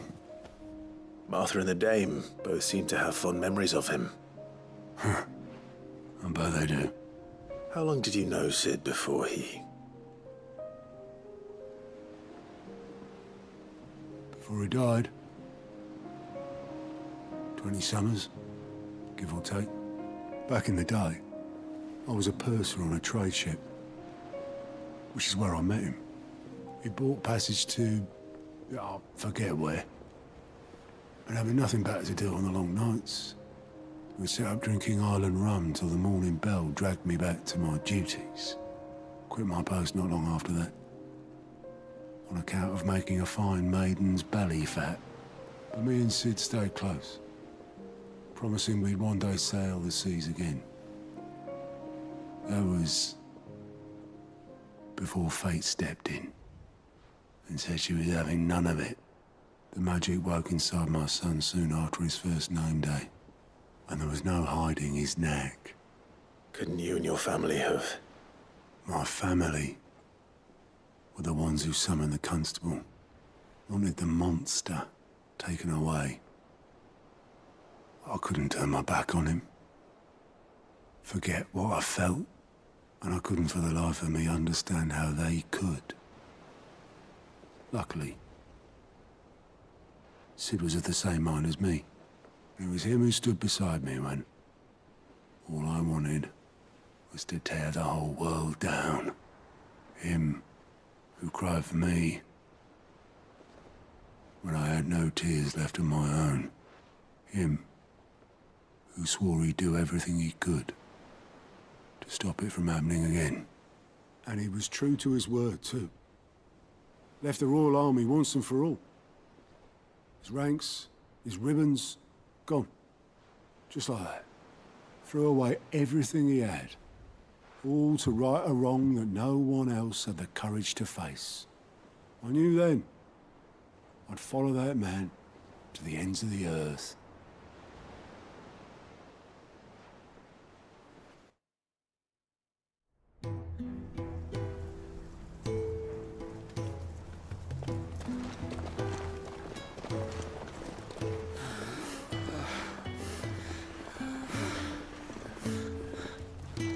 He was always too clever for his own good, was Sid.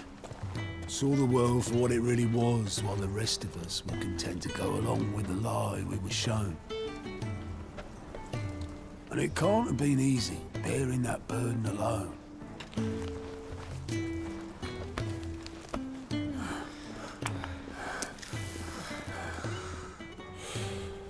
But he didn't let it stop him.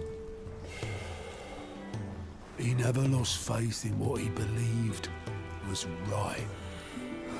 And that gave us faith in him. Faith he'd steer us true. So I swore to myself that I'd always be right behind him, ready to catch the stubborn sod, if ever he should fall.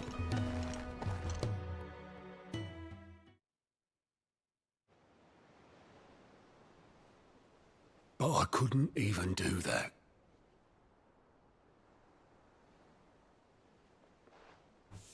Ignore me. Just the ramblings of a tired old man. Leave that lot. I'll tidy it up in a bit.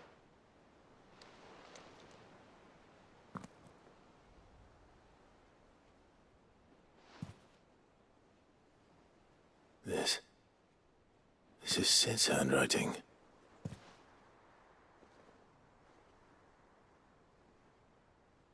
Dear Otto.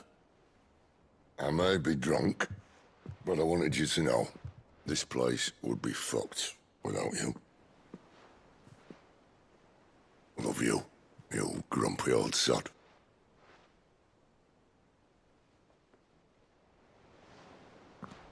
This note. Hmm? What about it? Sid was right. Without you, we'd all be lost.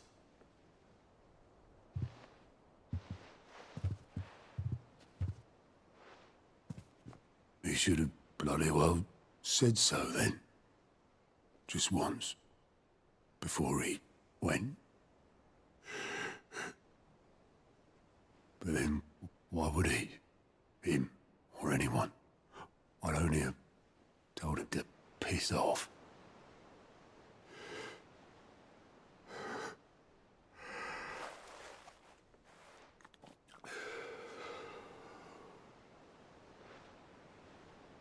You're wrong, though. Both of you. It was never just me keeping the hideaway afloat. It was all of us. I just shoved people in the right direction, and I barely seem to be able to do that anymore.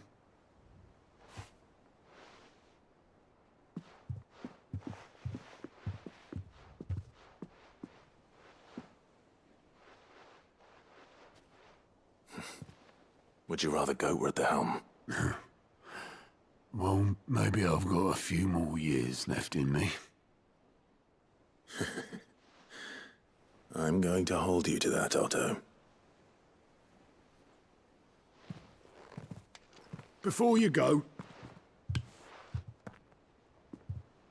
Sid would have wanted you to have this.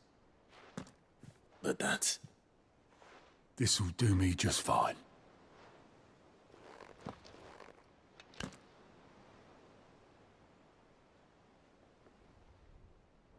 Thanks for the ray of sunshine. I'll see if I can't pay you back. Already have.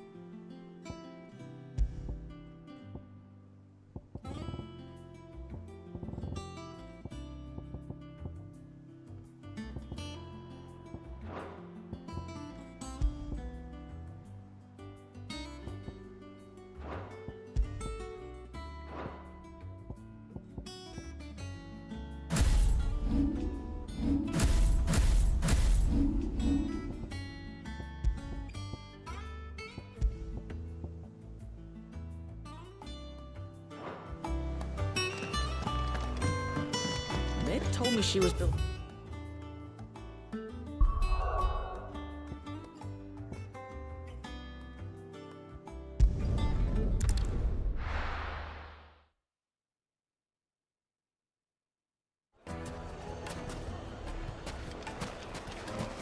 People take notice of wealthy men. Shouldn't be too hard to track down Karen's collector. Gone. The whole mother crystal gone.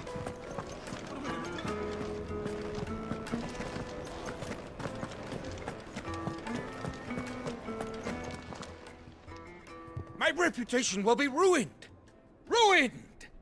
Calm yourself, Lord Ignac, I beg of you, before you do yourself a mischief. Pardon the intrusion, but... Out! Get out! I paid for these rooms so I wouldn't be disturbed. Leave me be! Please, allow me to apologize. His lordship is going through a difficult time, and he's never been fond of guests arriving unannounced. Radim! Get rid of the filthy oaf this instant! Very good, Lord Ignac. Would you mind stepping outside for a moment?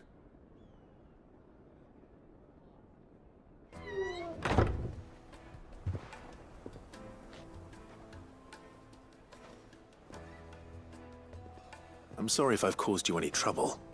That? Oh, no. That's just how his lordship is. Though the morning's events have left him somewhat fractious. He's been dispossessed of his luggage, you see. The thieves also made away with a considerable amount of coin. Coin the innkeeper will soon be keen to collect. I don't suppose a certain blade was among the stolen items. A single-edged sword. It was purchased from a merchant friend of mine. Ah, you know Lady Karen. Yes, I'm afraid it was. Then I'll retrieve Lord Ignac's luggage.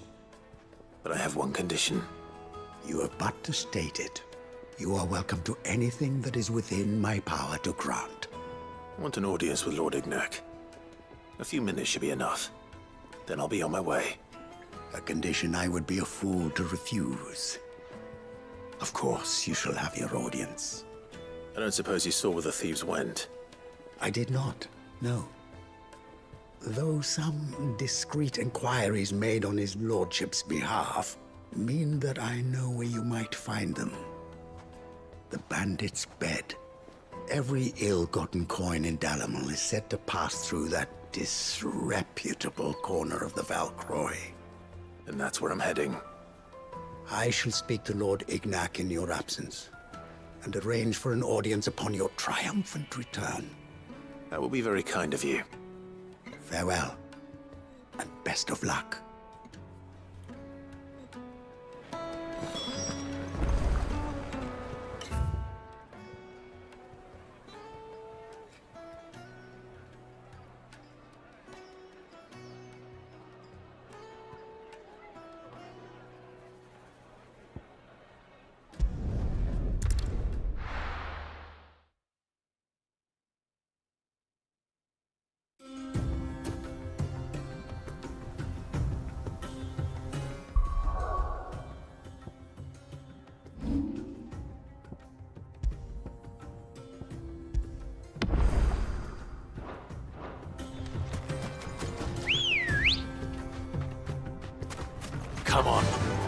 Fly, Ambrosia.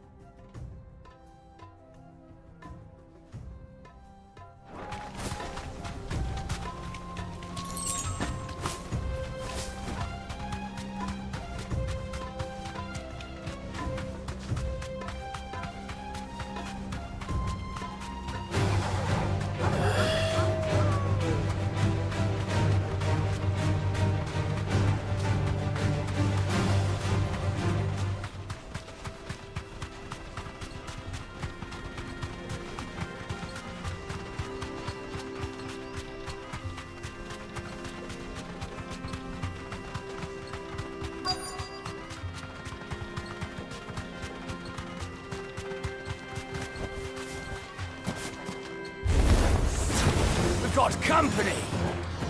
Come on, lads, let's tear the bastard's head off! This one!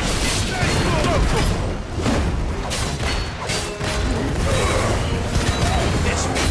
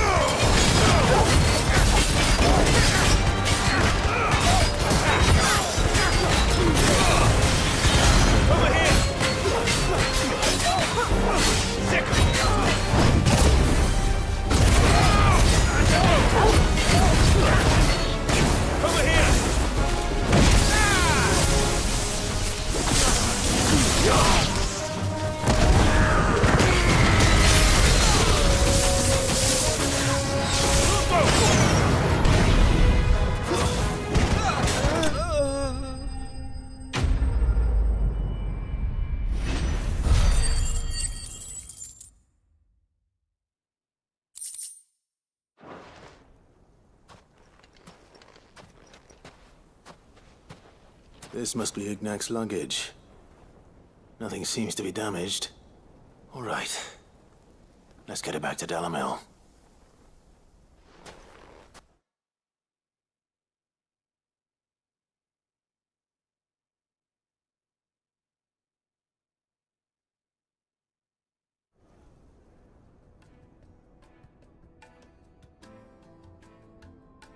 I hear I have you to thank for the return of my effects. What shall I call you, my good man? Wyvern. Glad to make your acquaintance. A formidable name indeed. Well, Wyvern, I appear to be in your debt. Redeem here tells me you wished for an audience. Is that all? A few moments of your time should suffice, yes. You're a peculiar fellow, Wyvern. All right, speak. Master Wyvern was wondering if you could tell him about a certain single-edged sword you recently acquired. Oh, a true work of art, that one. Karen drove me hard on the price, but I would have sold her Radim here to get my hands on that sword. It was made in the Outer Isles, far beyond the Twins, and is used exclusively by the practitioners of a unique school of swordsmanship. They believe no combat should ever exceed a single strike and hone their blades to such perfection that none ever does. Each sword is made for that one perfect stroke, and for that stroke only. They crack upon a second blow. There's a brutal sort of beauty to it, really. But how do they hone such an edge? Fine question. Why, they use a whetstone, of course. Whetstones, rather. A whole array of them ranging from the coarse to the fine. 10,000 licks with the sharpening stone, then 10,000 more. But it is the final stone which lends the blade its legendary sharpness. A mineral quite foreign to this great realm of ours. And that is the key. The secret ingredient. Wyvern, it occurs to me that my little lecture is hardly equal to services rendered. Take this, together with my regards.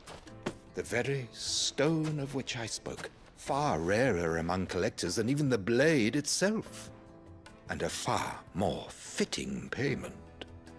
Thank you. Pardon the intrusion, my lordship. However, it is long past time we prepared ourselves to depart. So it is. I am locked in bitter competition with a rival collector of curiosities. I am one step ahead of the unscrupulous scoundrel, but he is hard at my heels. Are there many other collectors out there?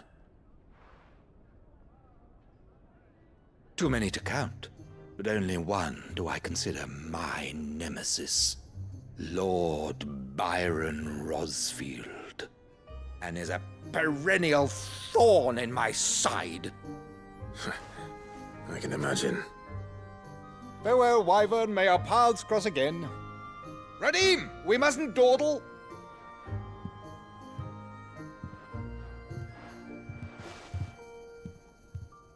I think his lordship is rather taken with you, Master Wyvern. Thank you again for your assistance. Coming, my lordship. I'll be right there.